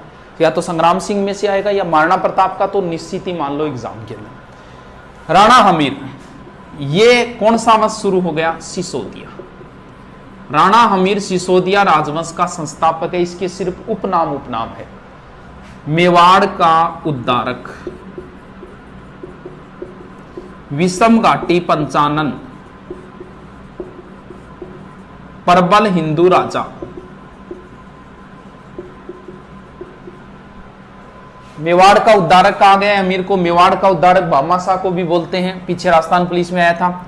विषम घाटी पंचानन का अर्थ होता है विकट परिस्थितियों में शेर के समान, यानी ये आदमी विकट परिस्थिति में भी शेर के समान रहा था। विषम घाटी पंचानन कहां कहा गया? ये कुंभा ने कहा था।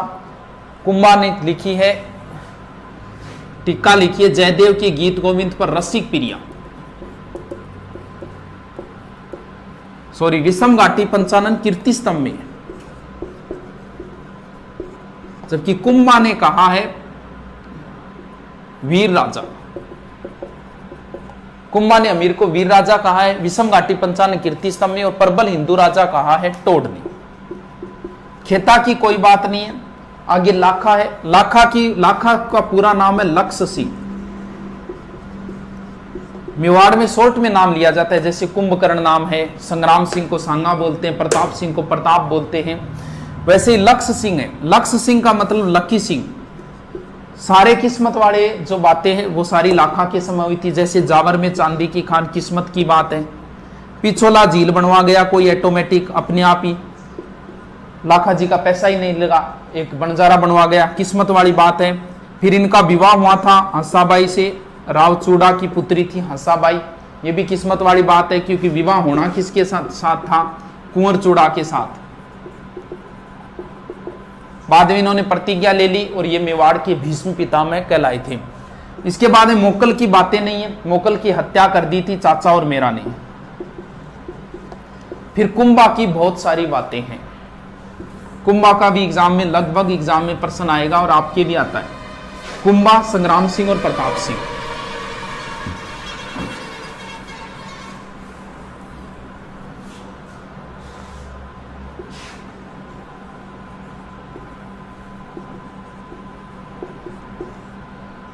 कुंभा के उपनाम बहुत है। कुंभा की जोधा के साथ एक संधि हुई थी आवला बावला 1453।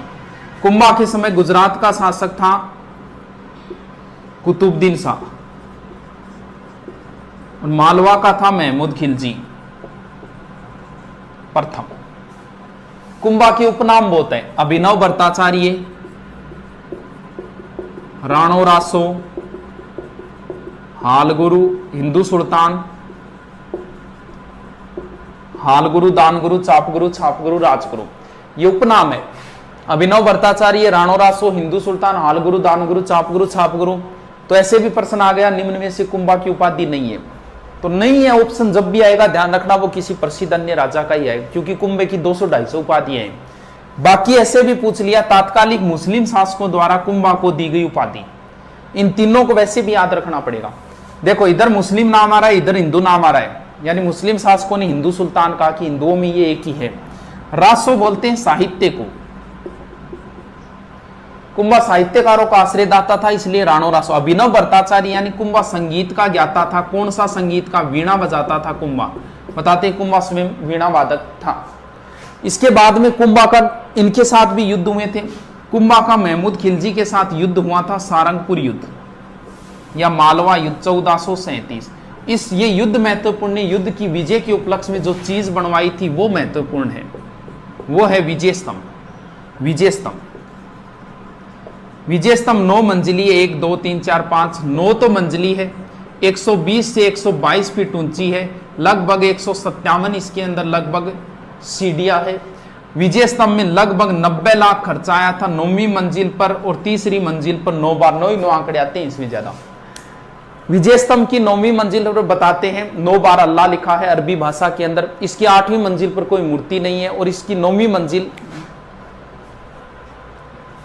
एक चीज और है चित्तौड़गढ़ दुर्ग में, इसके नजदीक एक चीज और है जिसका नाम है कीर्ति स्तंभ। ये 7 मंजिली है, ये 9 मंजिली है, ये 75 फुट है, ये 120 फुट है। ये कुंभा ने नहीं बनवाई थी, ये कुंभा ने बनवाई थी। ये बनवाई थी जैन व्यापारी जीजा। इसका प्रश्न ये ज्यादा है, कीर्ति स्तंभ किस जैन तीर्थंकर को समर्पित है? ये देखो एक है, एक का सा लग रहा है। 1 नंबर जैन तीर्थंकर को समर्पित है। 1 नंबर कौन है? आदिनाथ या ऋषभदेव। कीर्ति स्तंभ अलग है और कीर्ति स्तंभ प्रशस्ति अलग है। कीर्ति स्तंभ प्रशस्ति कुंभा की कीर्ति का बखान करती है। इसका मतलब विजय स्तंभ की 9वीं मंजिल पर है। इसे जैन कीर्ति स्तंभ कह सकते हो। ये विजय स्तंभ अलग है, कीर्ति स्तंभ अलग है, कीर्ति स्तंभ प्रशस्ति अलग है। तीनों चीजों में कंफ्यूज मत होना। इसके बाद में कुंभा ने बहुत सारे निर्माण कार्य करवाए हैं। शॉर्ट में देख लेते हैं।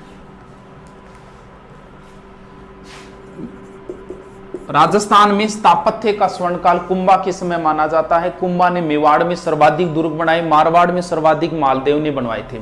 वीर विनोद के लेखक श्यामल दास ने कहा है कि मेवाड़ में 84 में से 32 दुर्ग अकेले कुंभा ने बनवाए हैं।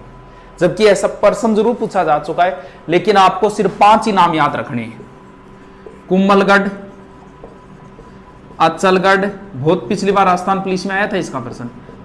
कुंभलगढ़, अचलगढ़, बसंतगढ़, बैराट और भोमट, बस ये 5 ही दुर्ग याद करने। एक और करो तो कर लेना, छठा मचान। सीधा सा है कुंभलगढ़, अचलगढ़, बसंतगढ़, बैराट, भोमट, कुंभलगढ़, अचलगढ़, बसंतगढ़, बैराट, भोमट, कुंभलगढ़, अचलगढ़, बसंतगढ़, बैराट, भोमट। इनमें से ये दोनों सिरोही में है। बसंतगढ़ को कई बार बसंती भी लिख देते हैं। बैराट भोमट पड़ता है बाड़मेर में, बैराट पड़ता है भीलवाड़ा में, मचान पड़ता है सिरोही में, और कुंभलगढ़ हो गया रासम। ये एक ही दुर्ग है जिसका डिटेल है, बाकी का कोई डिटेल नहीं है, नाम और जिला। थोड़ी सी बात देख लेते हैं कुंभलगढ़ दुर्ग। कुंभलगढ़ दुर्ग की सबसे बड़ी विशेषता बस यही है। चित्तौड़ दुर्ग अगर आपको दिखाया हुआ मिलेगा तो विजय स्तंभ मिलेगी, अगर कुंभलगढ़ दिखाया मिलेगा तो ये 36 किलोमीटर लंबी दीवार मिलेगी, जिसे भारत की महान दीवार the great wall of India कहा जाता है। बहुत ऊंचाई पर है ये दुर्ग। इस दुर्ग के अंदर एक महल है कटारगढ़। यहां कुंभा ने राजधानी ये बना ली थी, यहां से कुंभा पूरे मेवाड़ को देखता था, इसे मेवाड़ की आंख कहते हैं। कटारगढ़ के सबसे ऊपर महल है बादल महल, जिसे बादल भी टच करते हैं। इसी बादल महल में 9 मई 1540 ज्येष्ठ शुक्ल तृतीया वार रविवार महाराणा प्रताप जयवंताबाई के गर्भ से महाराणा प्रताप का जन्म हुआ था। ये प्रश्न पीछे राजस्थान पुलिस में आया था, महाराणा प्रताप का जन्म कहां हुआ था। इसमें कटारगढ़ बादल महल ऑप्शन नहीं थे, सीधा सीधा ऑप्शन था कुंभलगढ़। यानी महाराणा प्रताप का बचपन किस दुर्ग में गुजरा था? कुंभलगढ़ दुर्ग के अंदर। यह कुंभलगढ़ दुर्ग इतिहास में आज तक कभी नहीं जीता गया, इसे सिर्फ एक बार जीता गया था। यह 1578 में शाहबाज के समय। शाहबाज ने कुंभलगढ़ पर 3 बार आक्रमण किया था। पीछे फर्स्ट रेड में आया था ये प्रश्न। एक बार जीता था। ये मेवाड़ वालों के जब भी कोई संकट आता था वो यहां जाते थे। इसे मेवाड़ महाराणाओं की संकटकालीन संस्थली, मारवाड़ राजाओं की संकटकालीन संस्थली बोलते सिवाना दुर्ग। सिवाना दुर्ग को भी शाहबाज खान ने जीता था चंद्रसेन के समय, और इस दुर्ग को भी शाहबाज खान ने जीता है 1578 के अंदर। इसी दुर्ग के अंदर थोड़ा सा इधर एक कुंड है, मामादेव कुंड। यहां कुंभा पूजा कर रहा था। कुंभा के अंतिम समय में उन्माद रोग हो गया था, जिसमें बैकी बैकी बातें करना होता है, आदमी भूल जाता है क्या वो उन्माद रोग होता है। और यहां कुंभा के पुत्र उदा आया और कुंभा की हत्या कर दी। उदा को मेवाड़ का पितृहंता कहते हैं। राजपूत सरदारों ने इसे स्वीकार नहीं किया क्योंकि इसने जघन्य काम किया, पिता की हत्या की, इसे निकाल दिया और कुंभा के दूसरे पुत्र रायमल को बना दिया था राणा।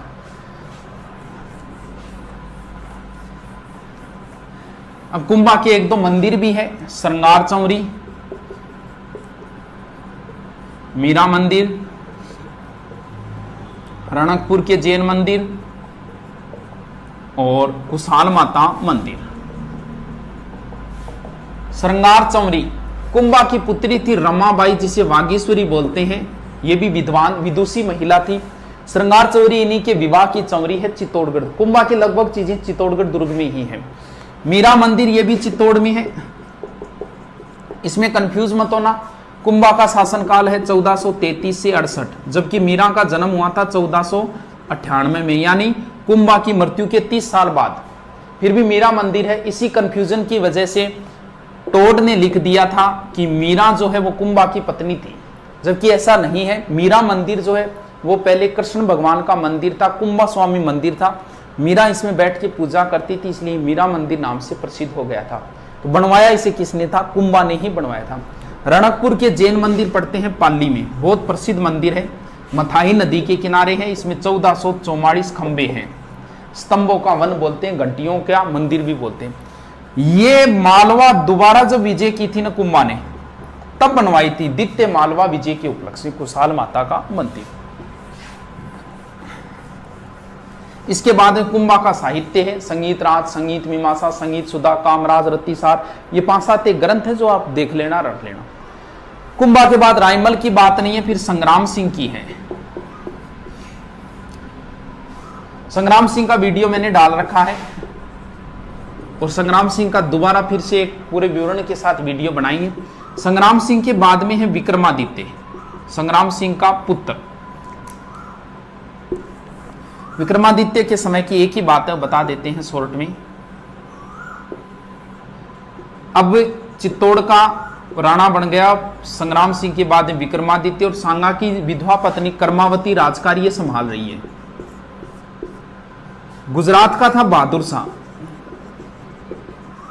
बहादुर शाह ने सोचा कि मेवाड़ कमजोर तो है, चलो आक्रमण करते हैं। इसने 1534 में आक्रमण किया, लेकिन कर्मावती ने इसे रणथंबोर की जागीर देके वापस भेज दिया था।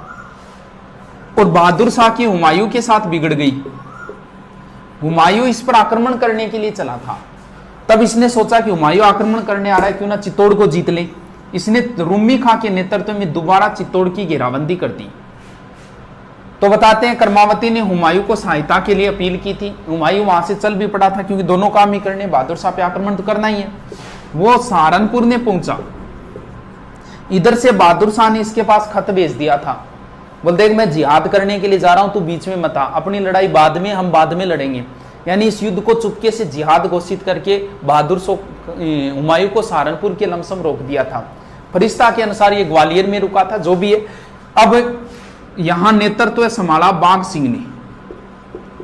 कर्मावती ने विक्रमादित्य और अपने पुत्र दूसरा उदय सिंह, इन दोनों को ननियाल बूंदी भेज दिया। बाघ सिंह के नेतृत्व में केसरिया हुआ, कर्मावती के नेतृत्व में जोहर हुआ और 1534-35 चित्तौड़गढ़ का दूसरा और सबसे बड़ा साका पूर्ण हुआ। यहाँ 13,000 रानियों ने जोहर किया था।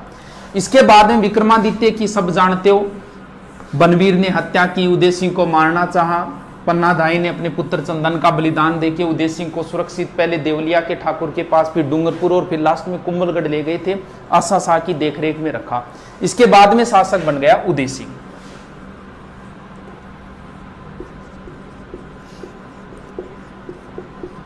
1559 में उदय सिंह के पुत्र अमर सिंह का जन्म हुआ और 1559 में उन्होंने एक झील का निर्माण करवाया, उदय सागर झील, और यहीं पे एक नया शहर बसाया, उदयपुर। अकबर था शासक।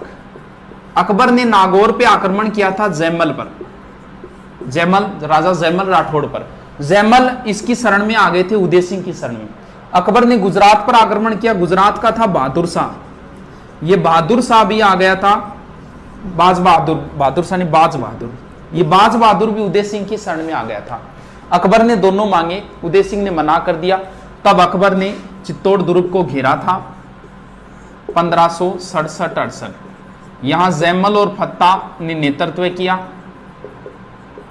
4 माह घेराबंदी चली, राजपूतों द्वारा लड़ा गया सबसे अच्छा युद्ध माना जाता है, सबसे खतरनाक। इस युद्ध के बारे में पूरा डिटेल बताएंगे, इसका वीडियो डालेंगे। सबसे अच्छा युद्ध था ये। 4 महीने तक कैसे कैसे रहा, क्या घेराबंदी रही, अकबर ने क्या किया, यहाँ 8,000 राजपूतों ने क्या किया, वो पूरी प्रोसेस है। 1 घंटा लगता है समझाने में, लेकिन इसको कभी फिर डालेंगे। बहुत अच्छा युद्ध था ये चित्तौड़गढ़ का, तीसरे साके का। और यहाँ जैमल और फत्ता के नेतृत्व में केसरिया हुआ और फत्ता की पत्नी फूलकंवर के नेतृत्व में जोहर हुआ था। ये चित्तौड़ का तीसरा और अंतिम साका था। इस घटना के थोड़े दिनों बाद ही उदय सिंह की मृत्यु हो गई थी गोगुंदा में। उदय सिंह ने अपने छोटे पुत्र जगमाल को राणा बना दिया था। मेवाड़ में एक रिवाज है कि जो राणा बनेगा वो दाग संस्कार में नहीं जाएगा। तो वहां जगमाल दिखाई नहीं दिया। तब राजपूत सरदारों ने पूछ लिया कि जगमाल दिखाई नहीं दे रहा। तब उन्होंने कहा कि जगमाल को तो राणा बना दिया। तब वो बाकी राजपूत सरदारों ने मिलकर महाराणा प्रताप का यही गोगुंदा में राज्याभिषेक कर दिया था।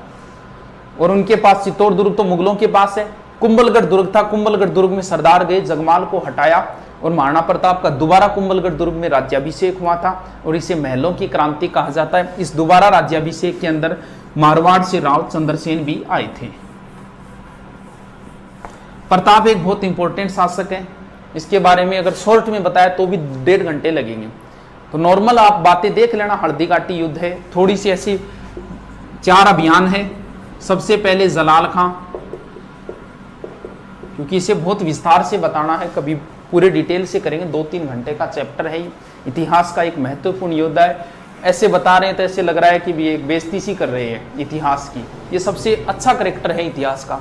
सबसे पहले 72 में जलाल खां, उसके बाद में 2 नंबर अभियान पे मान सिंह का पिता भगवंत दास और लास्ट में टोडरमल। ये तीनों आए थे 73 में। टोटल 6 अभियान आए थे महाराणा प्रताप को समझाने। ये 4 युद्ध से पहले, इसके बाद में आए थे 1580 में और एक अभियान आया था 1584 में। 80 में रहीम जी आए थे, अब्दुल रहीम खान खाना, रहीमन धागा प्रेम का वो रहीम जी। और सबसे अंत में आया था जगन्नाथ कछवा। इन्हें शांति अभियान बोलते हैं क्योंकि ये युद्ध से पहले है और ये युद्ध के बाद है। टोटल 6 अभियान। इनका क्रम ज्यादा पूछा जाता है। सबसे पहले एक मुसलमान को भेजा जलाल खां, फिर मान सिंह को भेजा, और पहले बेटे को भेजा, बेटा कोई काम बिगाड़ दे तो बाप को भेजा जाता है, फिर बाप को भेजा भगवंत दास को, और अंत में भेजा गया है टोडरमल को। सूत्र भी बना रखा है कईयों ने, तो कोई जरूरत भी नहीं है सूत्र की। फिर आपको हल्दीघाटी युद्ध की सारी बातें देखनी है, क्या क्या नाम है, क्या क्या है, वो डिटेल आधे घंटे हल्दीघाटी युद्ध में लगता है, तो वो नाम ध्यान में रख लेना। 18-21 जून 1576 है, इधर वाले का रावल सेना का कौन, इधर वाले का कौन, वो नॉर्मल आप डिटेल पूरा देख लेना। इसके बाद में फिर है दिवेर का युद्ध, 4 चौकियां हैं। फिर 1585 में राजधानी बनाई थी, लूणा चावंडिया को हरा के चावंड को। पीछे फैसलेट में आया था चावंड राजधानी कितने वर्षों तक रही, तो कुछ बच्चों ने क्या किया, महाराणा प्रताप की मृत्यु 1597 है, 97 में से घटा दिया था, जबकि चावंड राजधानी अमर सिंह के समय तक रही थी। 1615 में जब मेवाड़ मुगल संधि हुई थी तब तक रही थी, तो ये थोड़ा सा ध्यान रखना। 1585 से 1615 तक चावंड राजधानी रही थी। और फिर प्रताप की यहीं धनुष की प्रतिंचा खींचते समय मृत्यु हुई थी। इसको बहुत शॉर्ट में ले लिया मैं, पूरे डिटेल से वीडियो डालेंगे, बाद में डालेंगे। इसके बाद में महाराणा प्रताप के पुत्र अमर सिंह, इन्होंने मुगलों से संधि कर ली थी। कई अभियान आए थे इनको समझाने, 1605, 1608, 1609, 1611 और अंत में आया था 1613 खुर्रम शाहजहां। 1605 शहजादा परवेज, फिर महावत खां को भेजा था, फिर अब्दुल्ला खां को भेजा था, फिर राजा बस्सू को भेजा था और अंत में आया था खुर्रम या शाहजहां। तो इनके बीच में 1615 में संधि हो गई, जिसे मेवाड़ मुगल संधि कहते हैं। संधि की शर्तें यही थी, अमर सिंह की शर्तें थी, मैं तुम्हारे दरबार में नहीं जाऊंगा, तुम्हारे साथ कोई वैवाहिक संबंध नहीं रखूंगा। उधर से एक शर्त रखी गई थी, आप चित्तौड़ दुर्ग की मरम्मत नहीं करोगे। और बाद में सारा चित्तौड़ उदयपुर वगैरह सब वापस दे दिए और राजधानी हट के चावंड से वापस आ गई थी फिर उदयपुर।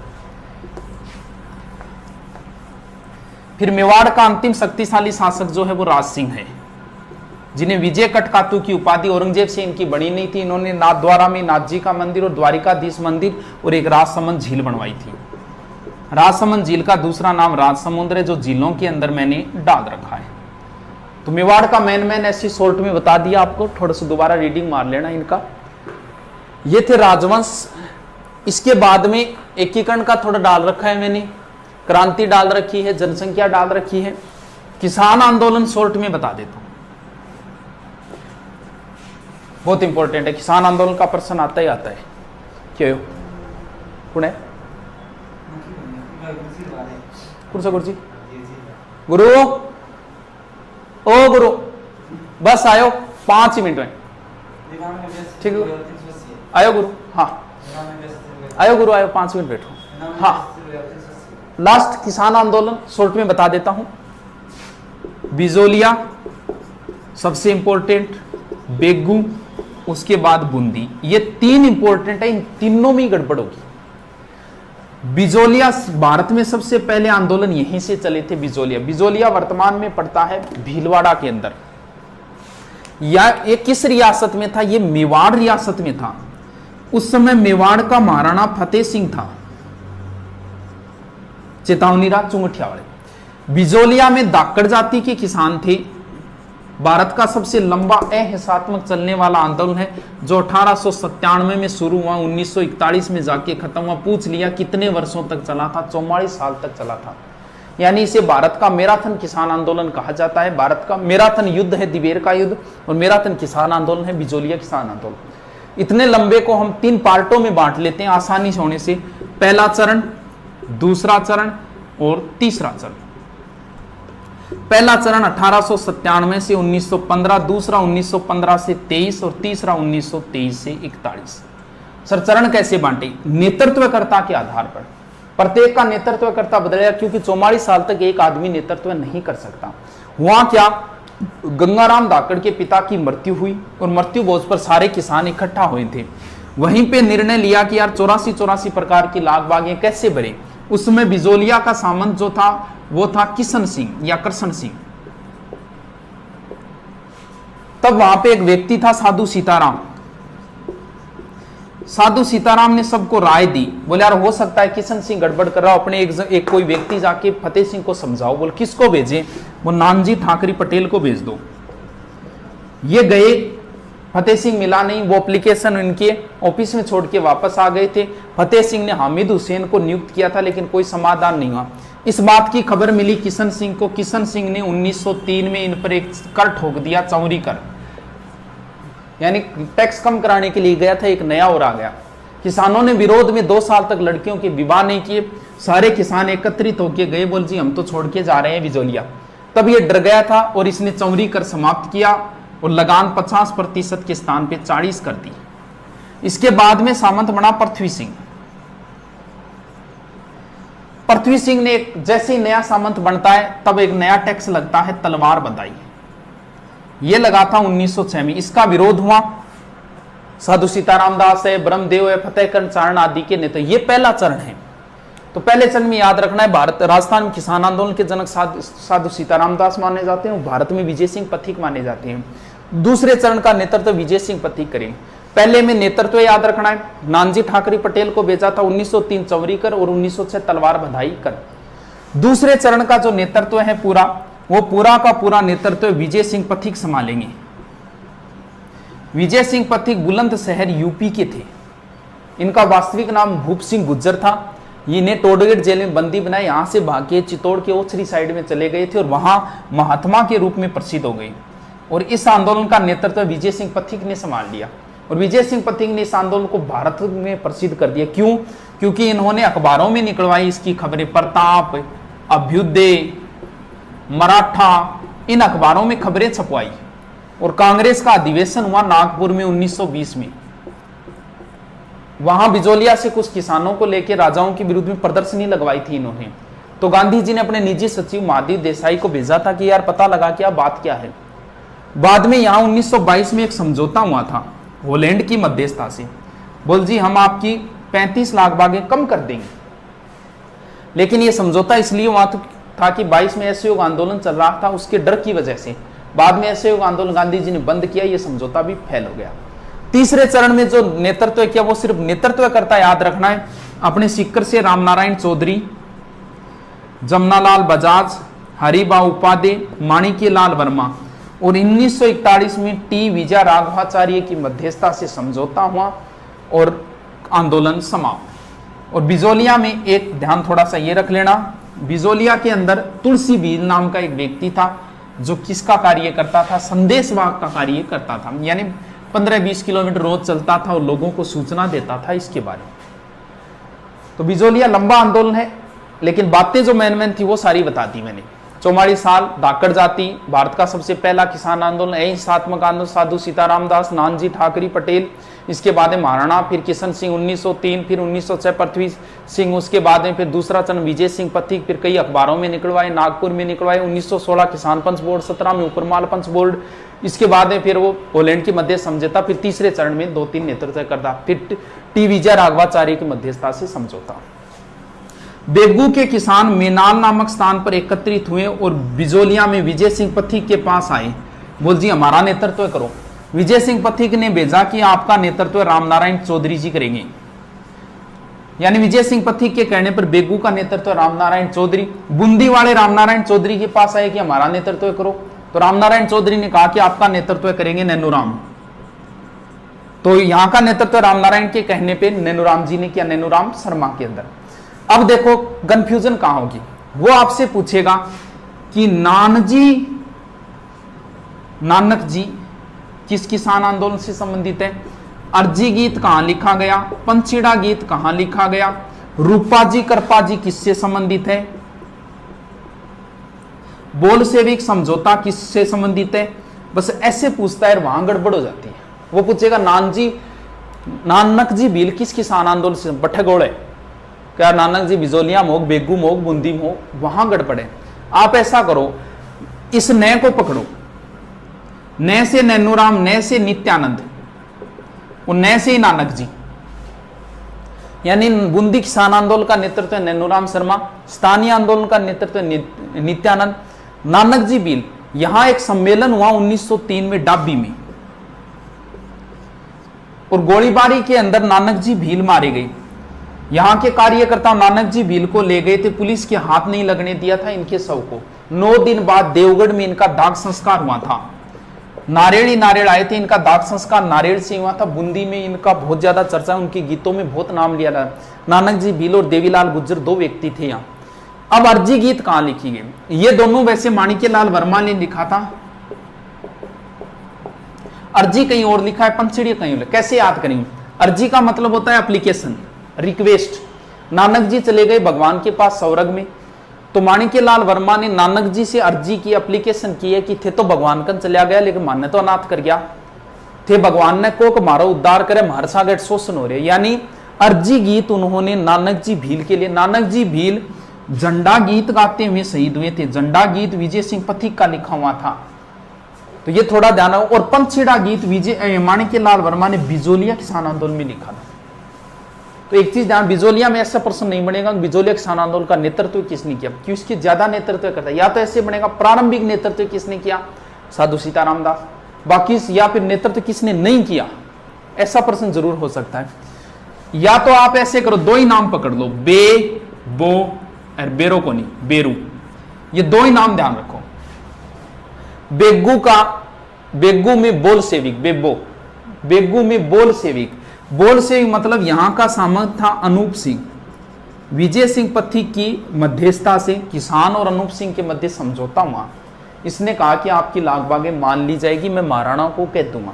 बेगू भी प्रथम श्रेणी का ठिकाना था मेवाड़ का। महाराणा ने कहा कुछ नहीं है, दिस इज बोल सेविक समझौता। बेरू, रू का मतलब रूपा जी कृपा जी, और यहां मारे गए थे, ट्रेच ने गोलियां चलाई और रूपा जी और कृपा जी मारे गए थे। तो ये तीन किसान आंदोलनों में गड़बड़ नहीं होनी चाहिए।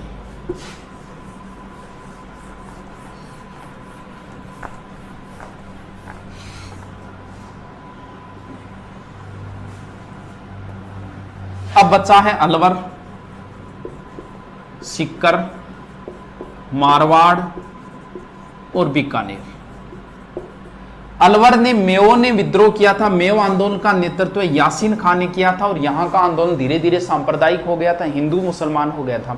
यानी कहां के किसान आंदोलन सांप्रदायिक हो गए थे, मेयो। यहां की सबसे बड़ी घटना है नीमूचना।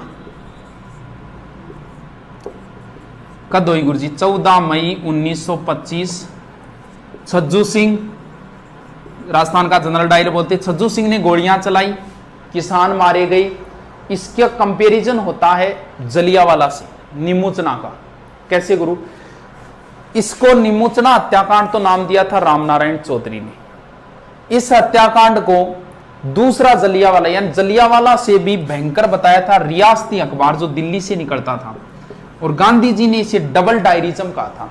और एक जलियावाला कहा जाता है मानगढ़ हत्याकांड को, 1913 में हुआ था, उसकी तुलना भी जलियावाला से होती है। इसके बाद में सीकर के जो किसान आंदोलन थे उनका नेतृत्व भी वैसे रामनारायण चौधरी ने किया था।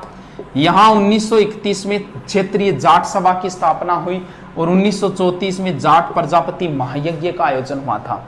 सीकर के किसान आंदोलन की विशेष बात ये, यहां के किसान आंदोलन की खबरें इंग्लैंड का एक अखबार है डेली हेराल्ड, उस डेली हेराल्ड में छपी थी। अब जब अखबार में आ गई तो फिर संसद में मामला उठा। अंग्रेज था लॉरेंस, उसने इस मामले को संसद में उठाया था, हाउस ऑफ कॉमन। यानी कहां की किसान आंदोलन की खबरें इंग्लैंड में, सीकर की किसान आंदोलन की हाउस ऑफ कॉमन में उठाया था लॉरेंस ने, यानी वहां की संसद में मामला उठा था।